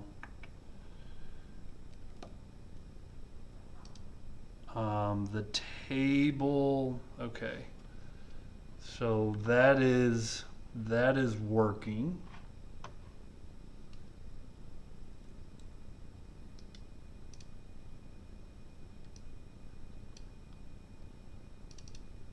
Okay. Pause here. Okay. And so to kind of summarize on it, took a little pause there, just a little conversation. I just wanted to express a little bit of what I'm enjoying about this particular lab, or discussion, if you will. Number one, there's a lot of moving parts, and if you stop and break it down, how much we have going on. But even the fact that there's a lot going on, what I like about it is that this is really the first time that we've truly done a full stack application, and that's really what a large part of this class is about, is understanding the different pieces and making them all work together. And so it is a complex kind of problem that you're solving when you're building a full stack application. There's a lot of moving parts. And finally, at this point in the semester, we have them all tied together. And I think there's a case that could be made for maybe doing this in a more simplified, demonstration where you could really boil this down at a lower level and do this demonstration, a full stack app, not as complex, where you're not doing a Mongo database that's on the cloud, or maybe maybe you're not hashing user passwords, or you could simplify this down quite a bit. But I kind of also like this, that it is kind of a realistic application in the sense of what it can do and how it works. So anyways, I like we're finally getting into full stack applications. So here we are. So we kind of have this token, and we don't have any cookies. And so what I want to do is I want to store we have a successful login. I kind of want to store that in our state. Right now, kind of going back to our front end, we have a login form that's being called here. When the user hits the home route, we call the login form. And that's inside of app. But we have permissions, like on our back end, that a user kind of needs these permissions to be able to list the dog walker. We need to store that token inside of our state. And so I'm going to make, now that we're receiving the token on the front end, I'm going to make a piece of state. I'm going to make a set piece of state data that's ultimately going to store that token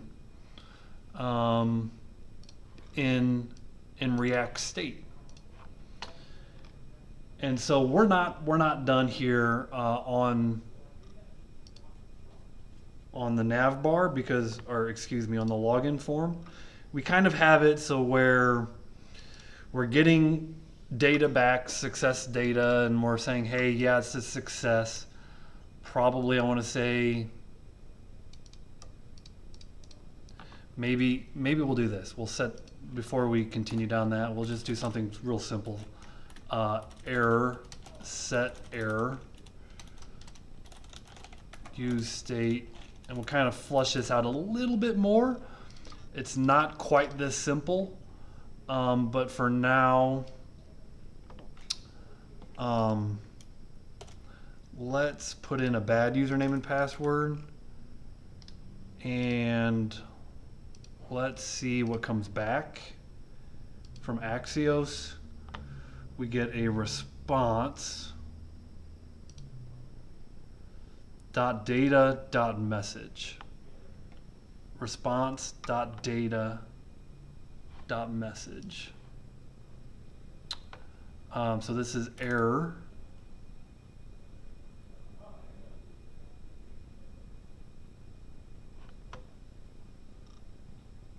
.response.data.message. So let's try that. Set error.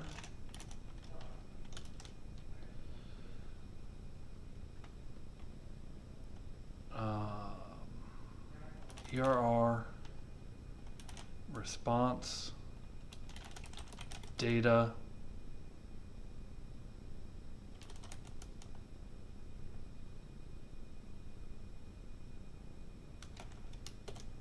was that right? Was that the path?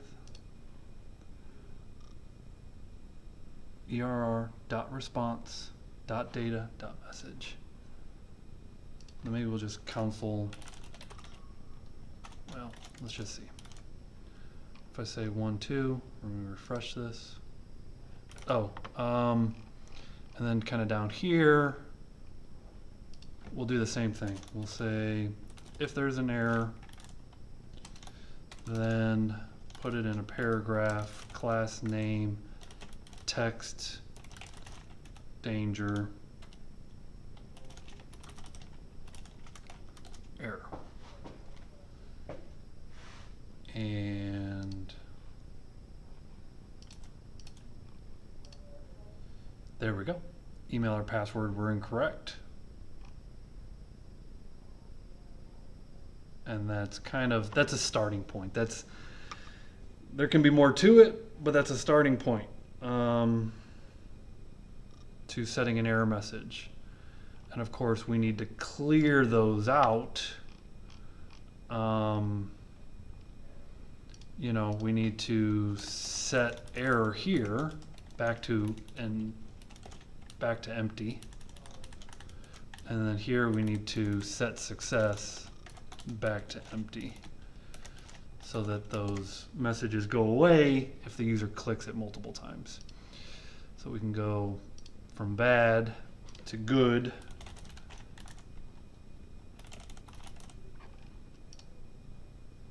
And then back to bad, and we can begin to have that. And again, councils are getting errors with that's what I would expect. Okay, so now we want to back in the app. We want to store this token because this token is going to be needed on different pages. Which boils down to different components, right? These different components are kind of functioning as our different pages. So we're going to need to store. Like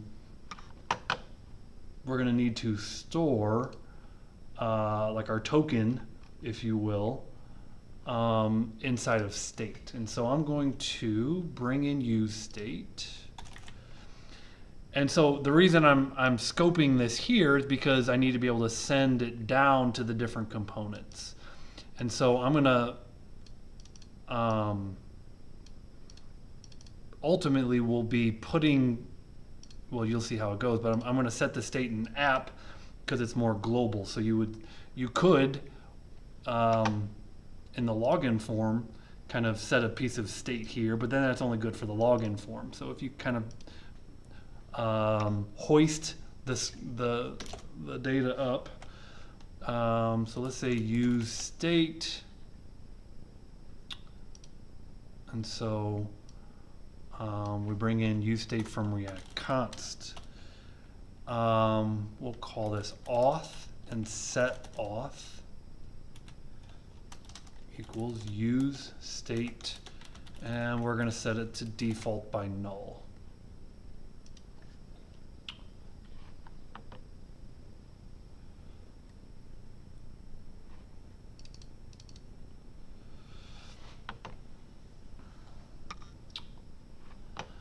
I'm going to make a function called, now over here I called it on login. So I don't want to get my functions confused. I'm going to call this on submit login. Just kind of rename that. Since we're clicking the submit button. So on submit login, and let me just make sure I didn't break anything there. I don't think I had to put it anywhere else. Okay, good. Up here, I'm just going to say on login, and we're going to accept an object called auth, and I will set auth to auth. And I'm going to call, so here's something on React Router that I'm going to bring in here. I'm going to bring in a navigate and use navigate. So I'll explain how to use these features of React Router. Um, so we can spin up underneath here. We can say const navigate equals use navigate. So this is a function that we're bringing in that's going to allow us to basically go to a certain URL. So we have this navigate object now that we can call inside of here. So we're going to say navigate to the route of we're going to navigate to the Walker list.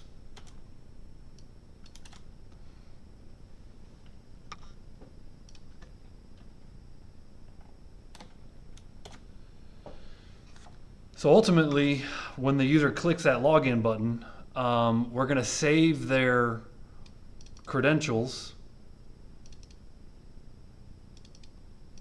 and we're going to navigate to the Walker list. And so that's kind of the trajectory that we're heading.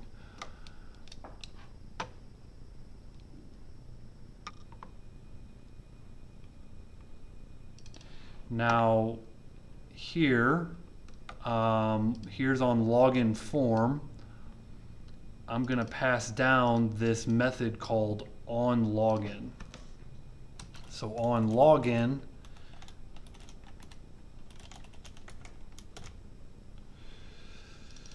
okay, so remember this is how we pass a method from one component, the app component, down to a child component through props. And so I can kind of go back here to my login form.js. Remember, we can do a little object destructuring. And we can say on login. So this is our function on login, that when we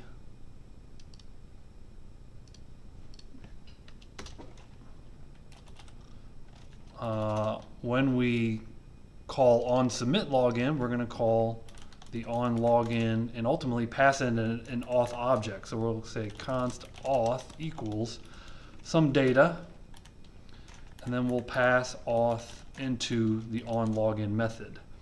Ultimately, on login will set the auth variable and navigate to Walker list.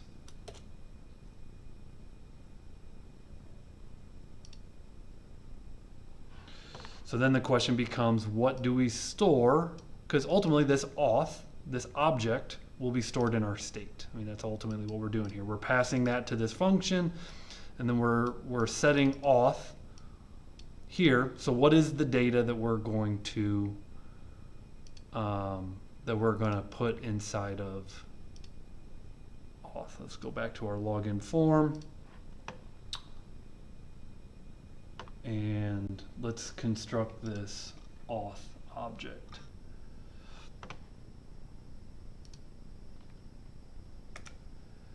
Let's start with maybe email property. So let's store the user's email. Let's store the user ID, which is res data message.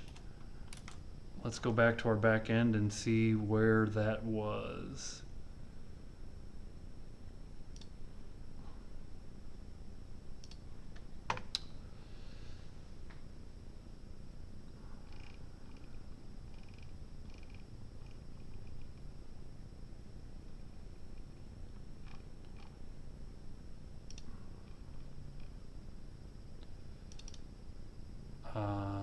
Message.id has the user ID in it.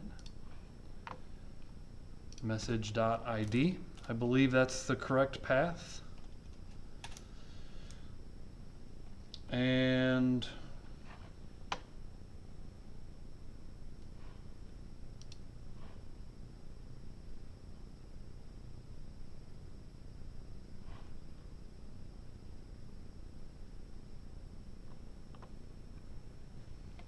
the token is right here.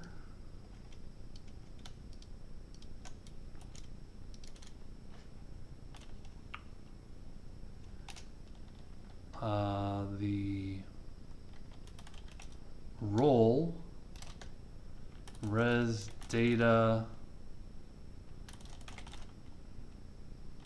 message role. Again, I'm kind of not so sure that I love putting everything inside of a message object, but that's kind of where it's landed for the moment.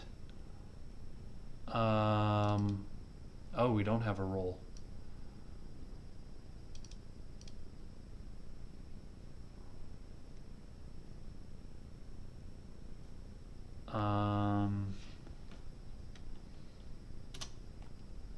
Role user dot role, I think. Or am I'm not sure if it's user dot roles plural. Let's look.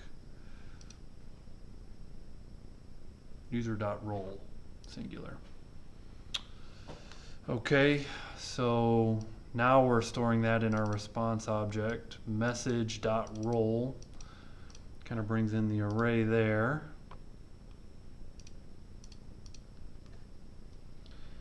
And finally, the payload.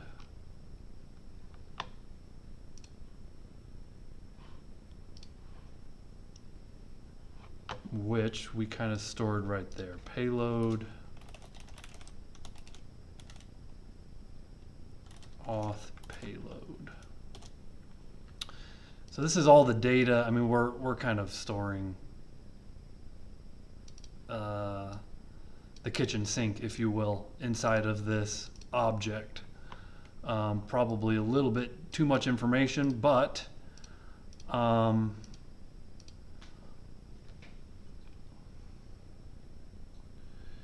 here we're calling on login, and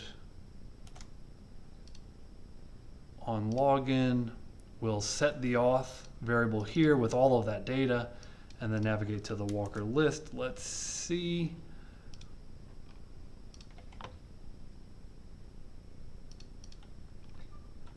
And I say correct password.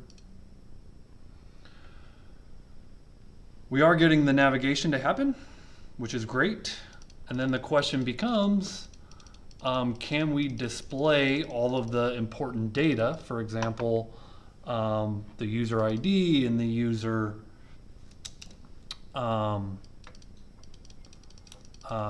credentials. And then the other important thing is to make sure that now we're hitting this Walker list. You saw that we needed the permissions to get to it from here, right? When we would call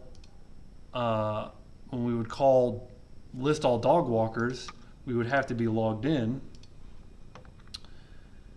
And so it's going to need to do the same thing on our front end, that we cannot list all the dog walkers unless we are in fact logged in.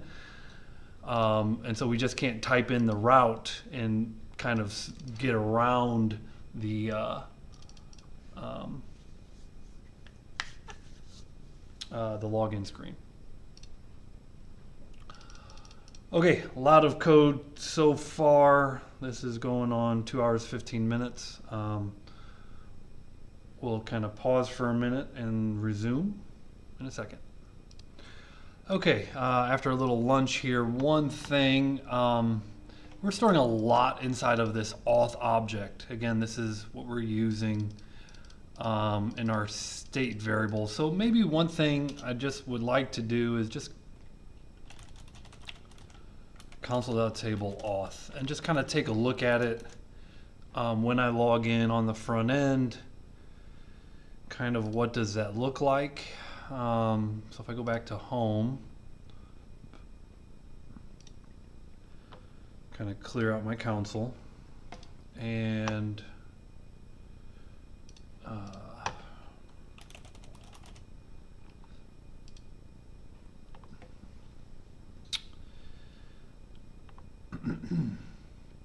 we got our email, a user ID.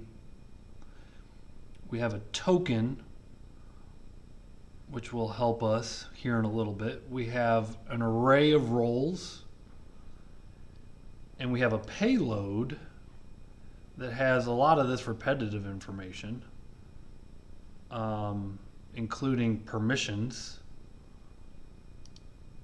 which we could drill down into the permissions.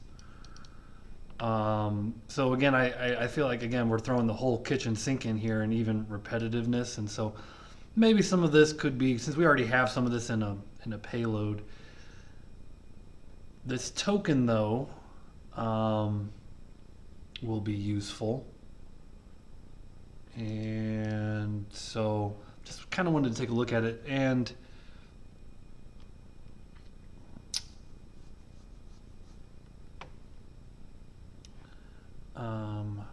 to bring this back up, so I no longer need the console log, console table auth. And so again, we're setting the auth here, and then we're calling on login. On login is a method that we passed in. On login sets the auth here, and navigates to the walker/list. Now, on walker list, let's see if auth, we can pipe down auth, so we can send a method down, or we can send the data down. So for example, dog walker list, when you go to this route, here's our dog walker list. Let's send over auth. Auth equals auth. And so with that, we can go to our dog walker list. We can receive auth, and maybe display just whatever in an H2 auth dot whatever we want to display, just to make sure that it's coming across. We already have, let's just pull in the ID, auth dot user ID. Close that. Auth dot user ID.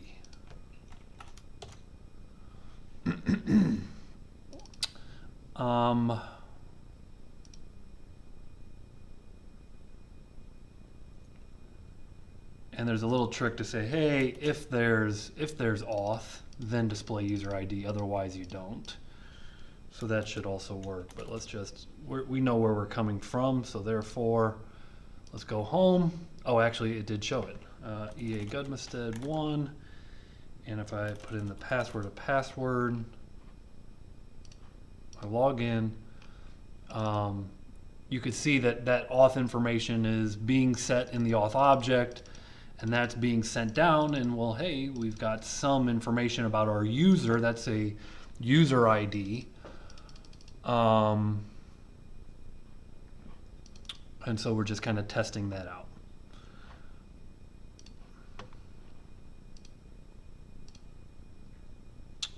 Okay. So what do we want to do here? Well, we want to display the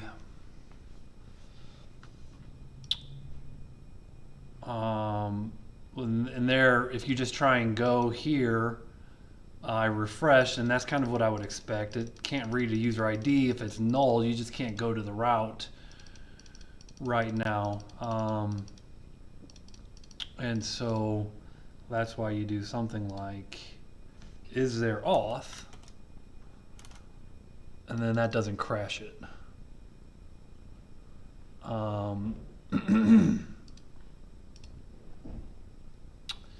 Okay.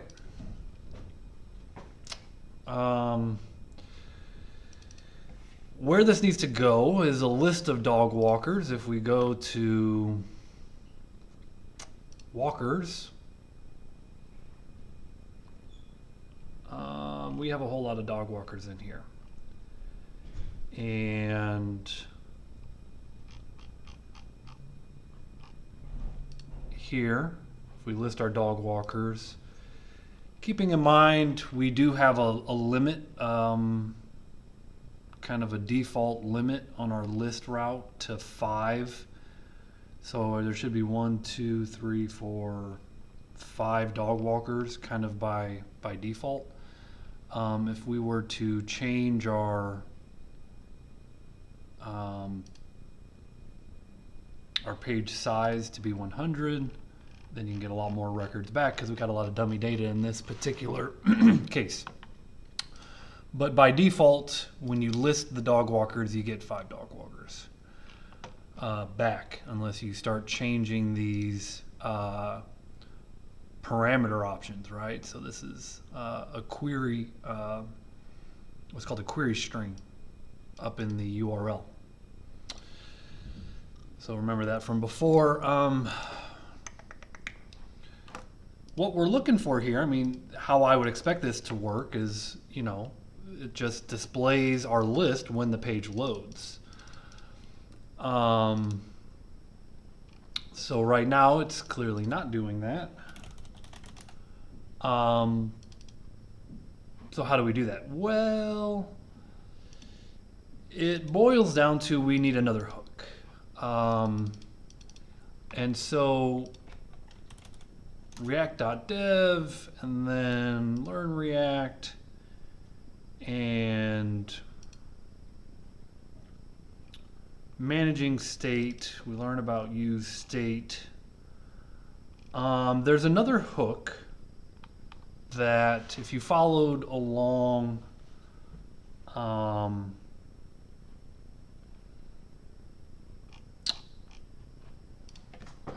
with the different videos we've done, there's a use effect hook. And use effect is a hook that is used, well, if you read this, lets you synchronize a component with an external system. Well, that external system is our database. And so we basically, when the page loads, we need to call use effect to kind of load the data out of the database on page load. And so that's how we're going to use effect, is we're going to use Axios inside of the use effect hook. What you can kind of see here, importing the method called use effect, and then here's our use effect hook. And there's really 2 parts.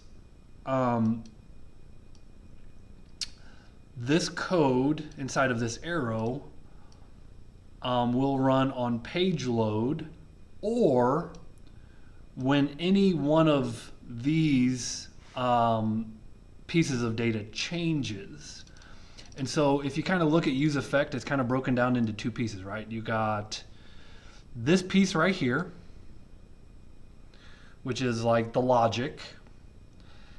And then this says, hey, run this logic anytime that these pieces of data change. And so this second argument here says anytime that these things change, these components or these stateful pieces of data change, because notice this is a hook right here. This server URL is a hook, right? So anytime we change the server URL, also run use effect again. So we're gonna do that. We're gonna bring in use effect hook to basically load this data as the page loads. And let's get started. So here's our dog walker list. Let's bring in Axios. We're going to need Axios here.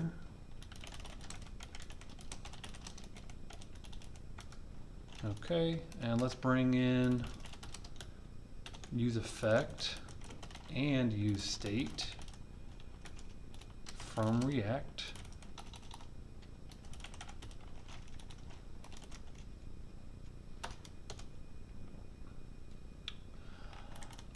We are expecting an array of objects.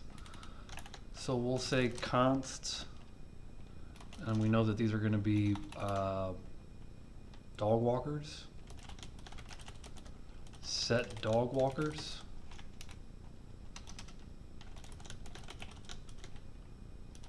We'll kind of set that to null. So we're going to load the data out of the database and put them into this dog walkers hook. We're going to do so with the use effect.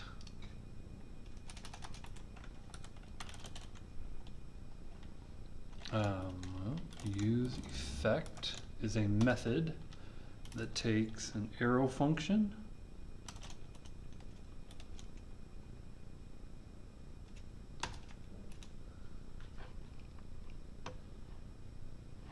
and an array.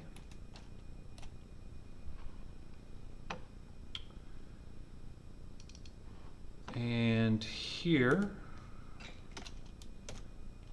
inside of our arrow function, we're going to use Axios to hit our route. Okay, you're not logged in. Log in.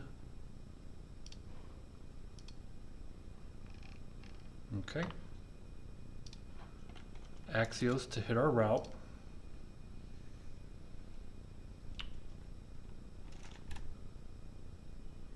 Comma. Object. These are our options. Now, we need to provide our auth token. So the way we can do this in Axios is by setting the HTTP headers and authorization. Let me make sure I spell this right. Auth, O-R-I-Z-A-T-I-O-N, authorization. Yep. Colon. This is a template string. Bearer.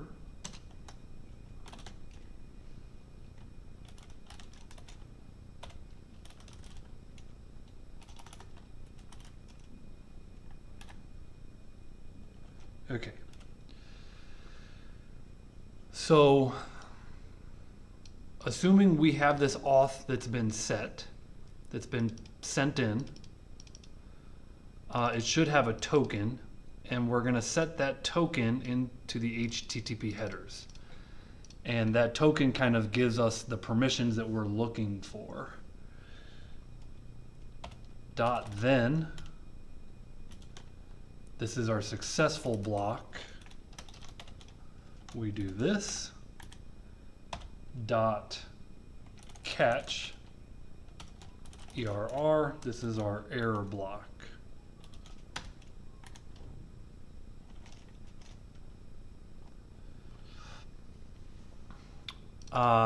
So just like last time, we're going to hit Axios.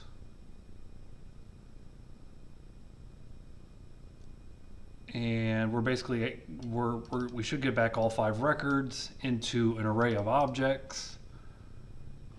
And what we do here is we call set dog walkers. And there's a little bit more to it, but we'll say, hey, with the res.data. So remember the response object that comes back from the server, res.data is what we used over here to get to the message.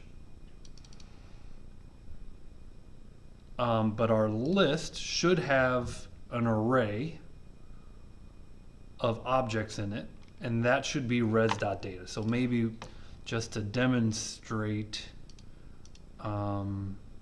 what's kind of going into our, let's console log res.data.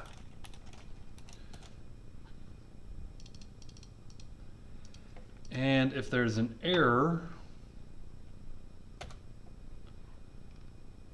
maybe we do a const error set error equals use state empty.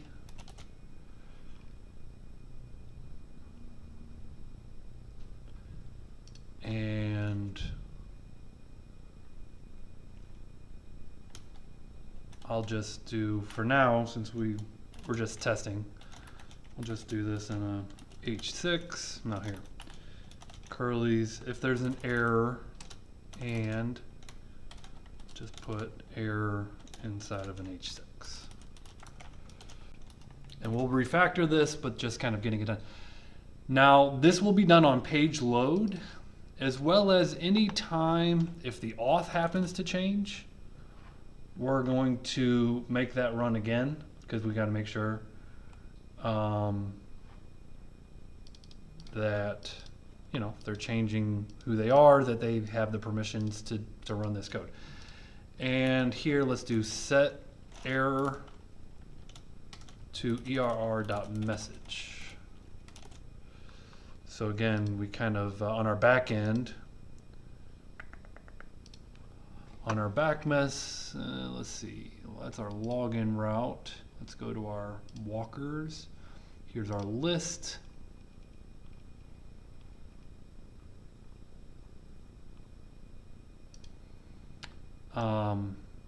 Right now, we don't have an error.message sent. We can kind of clean this up so that we have an error message, because right now, res.status 200, everything's just assuming that this data is good. We don't have any error message coming back out of here.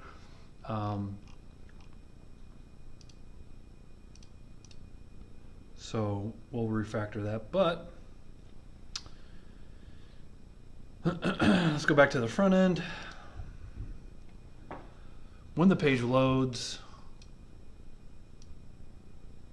authenticate yourself and log the data and put it inside of a stateful set dog walkers.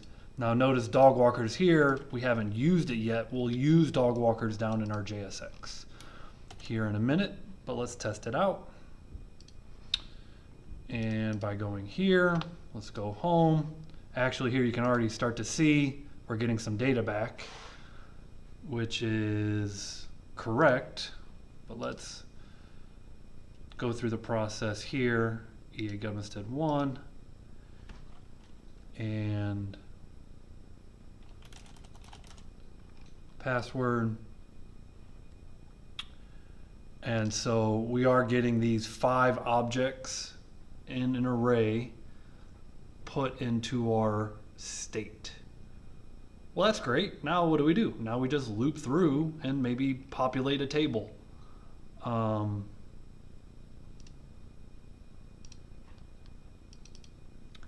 And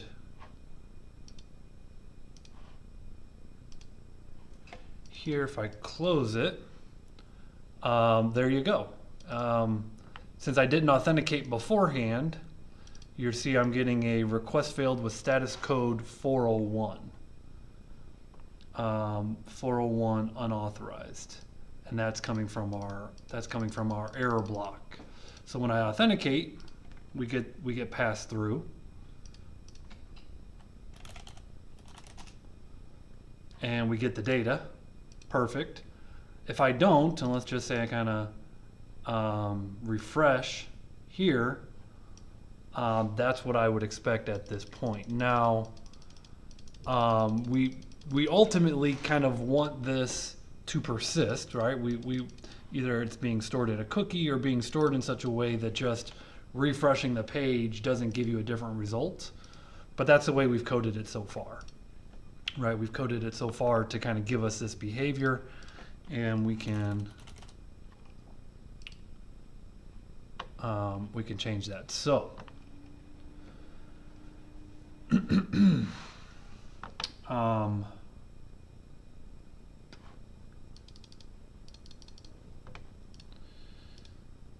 let's use effect. Let's dog walker list. Now what's remaining is to get this information actually on the screen. Let's bring this up. Let's stop. Let's install Lodash. npm I load dash.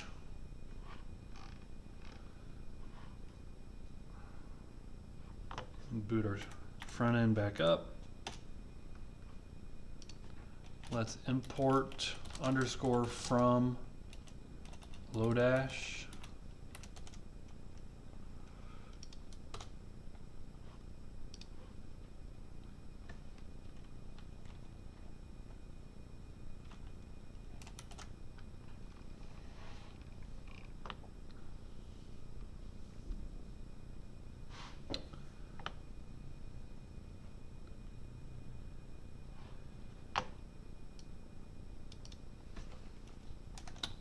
Here we could say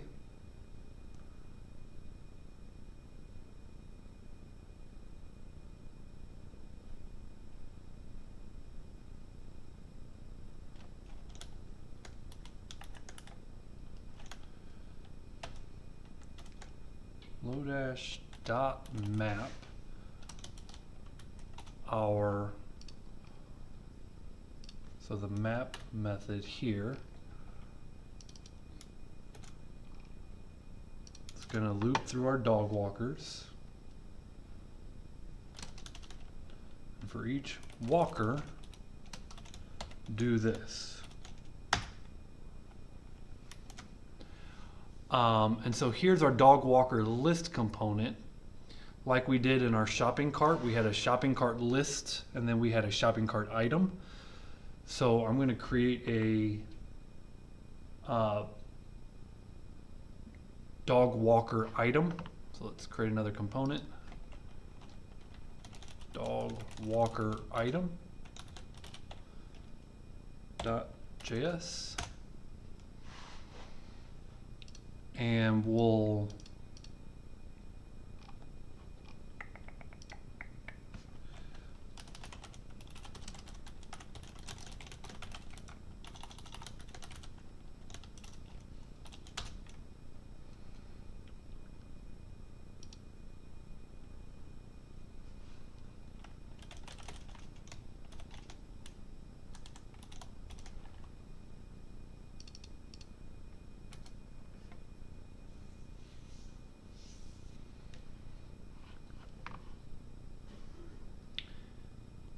and you can put, the question is, what do you do with each dog walker? What kind of component do you put them in? And Bootstrap has a really good component, which are cards. And so if I go to get Bootstrap, you can put data into cards. And so for each dog walker, they could have an image and a heading and whatever information you want, if that's the control that you want. Of course, it also could make sense to put them in a table. And so you have Bootstrap tables that you could do. I think our data is pretty consistent. If I go to walkers, I think it's pretty consistent. ID, first name, last name, email, gender, URL, and age.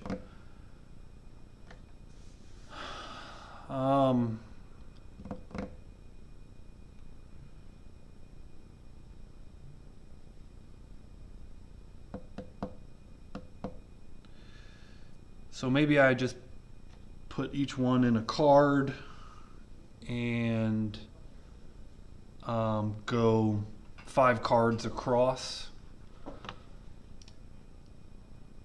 and extract what data I want to put on the screen. So that's what I'm thinking. I'll put each one of these in a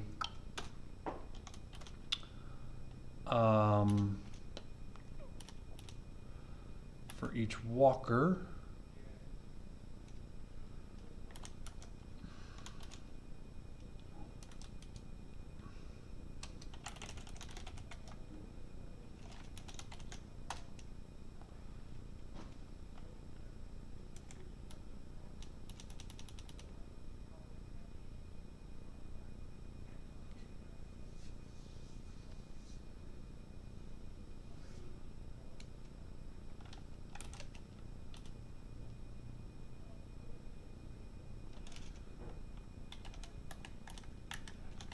So let me think of the grid here. A grid div class name is row.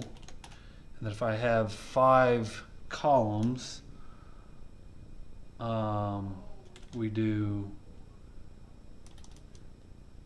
div class name, and you add up to 12. So to say you want 5 of them, it's not an even division, right? So 12 divided by 5 is not even. So if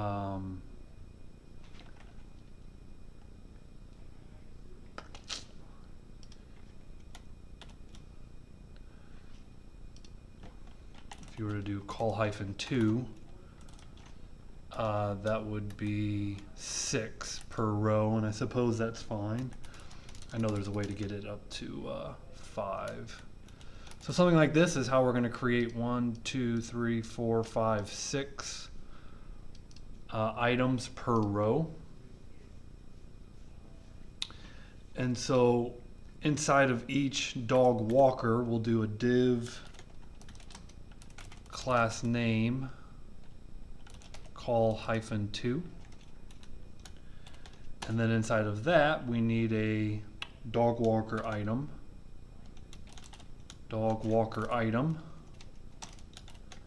And we're going to send down the walker equals, we'll send that walker down to the dog walker item.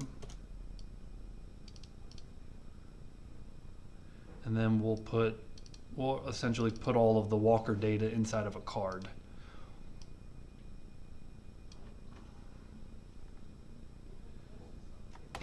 Okay, so that should get us 6 cards per row. Let's go, now we've got the walker.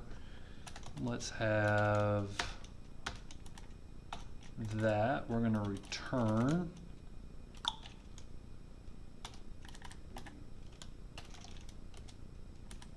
okay, and our bootstrap card is our component that we're going to use. So again, kind of looking at the data, maybe you put the first name and last name on the card title.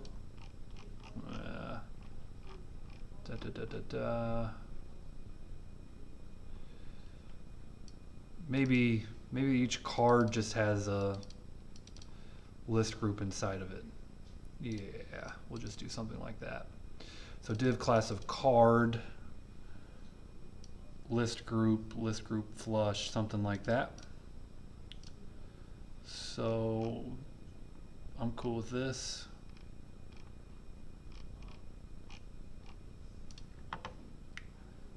So back inside here. Okay, so let's format this with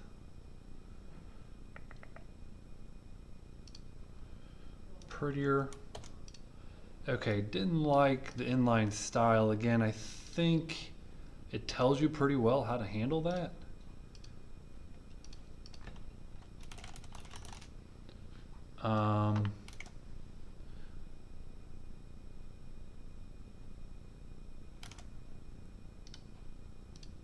Let's go here, console, we do have an array. Dog walker list, map the dog walkers.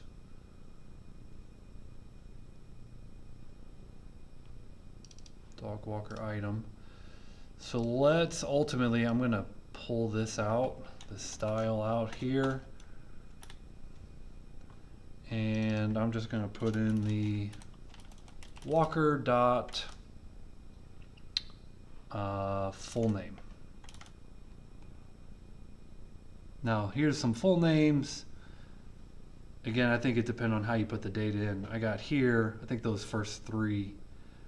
Let's just do first underscore name. Walker dot first underscore name. Okay. So dog walker item. So dog walker lists. We're mapping the dog walkers. The dog walkers should be set on use effect. And we should map it down. A bunch of divs with dog walker items inside of them. The dog walker items is essentially a card with the walker's first name in it.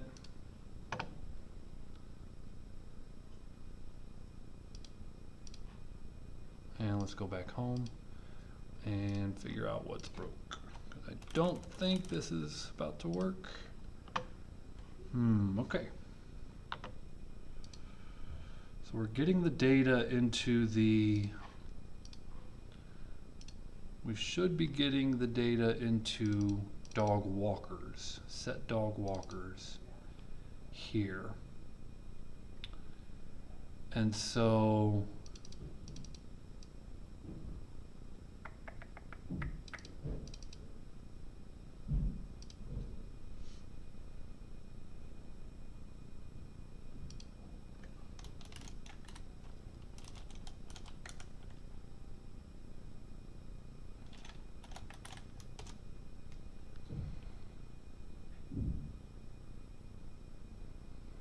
we needed to map our dog walkers each into an item. Let me pause.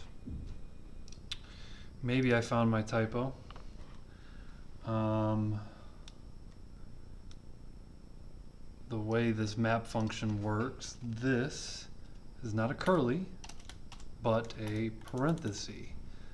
So change that to a open parenthesis, change that to a closing parenthesis, and maybe that was my mistake.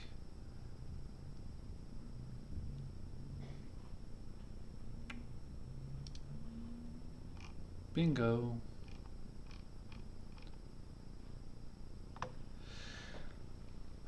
Okay, cool. So we're cooking. Obviously got some other problems, but look, we can start to get first names right there. There's our first names. And some of these don't have first names because, again, our data is not uniform. We've got some users only have full names, right? So maybe I need to delete these users because their data is not consistent with the rest of my data. But that was my typo. Man, that took me longer than it should have to find.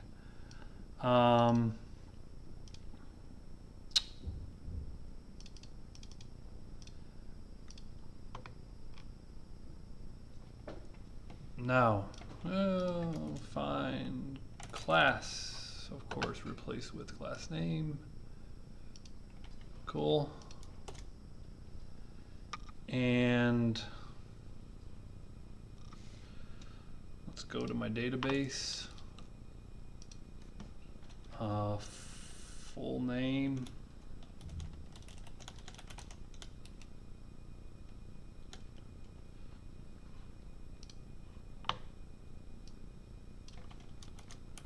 Now,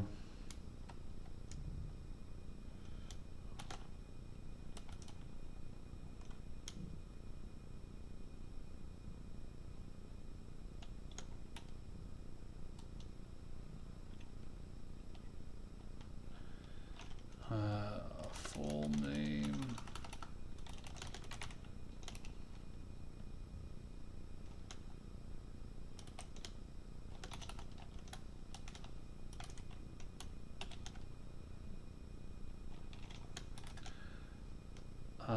Full name colon.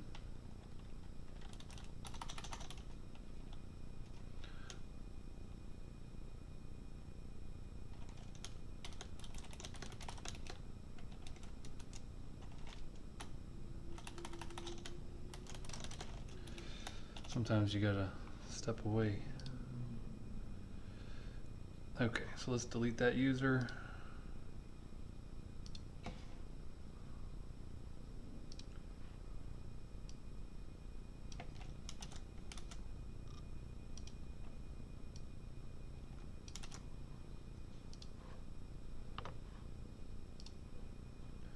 Delete that user.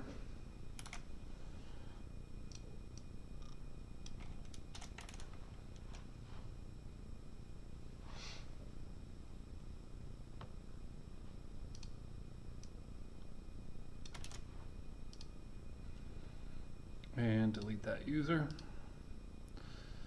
So now we shouldn't have those users. Instead, we have those 5 users. And back to our front end. Let's log in.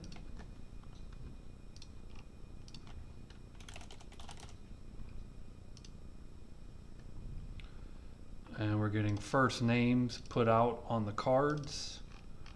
They're divs, therefore they're causing line breaks, which that's not what you want. You want them inside of a row. So again, kind of going to the grid system. Class of row, and then the class of call. But none of them are in the class of row, so that's the problem, is we don't have a row. So if we go back to our front end, we don't have a row, so we don't want a row here. Maybe back here. Maybe we put for each. So we don't want each walker in a row.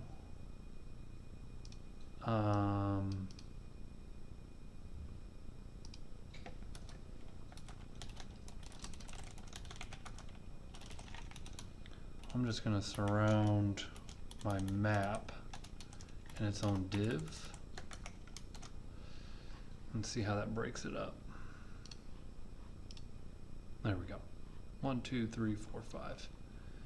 And there's room for a 6th.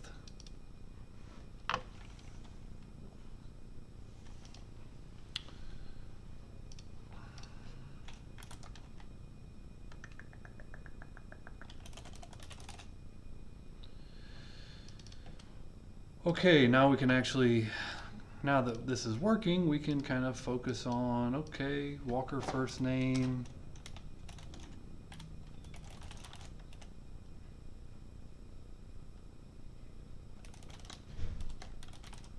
Walker last name. Email.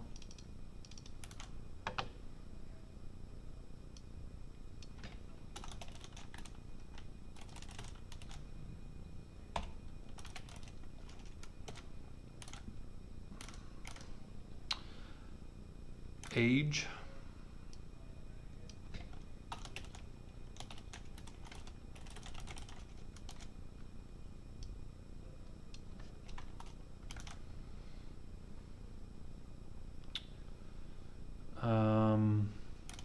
Sure, why not gender?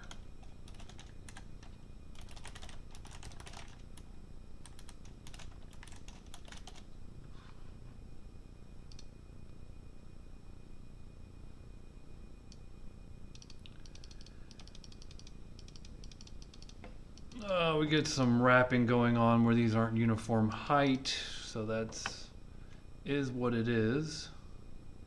But the data is coming back, and that could be fixed with some CSS to make them kind of more of a uniform height.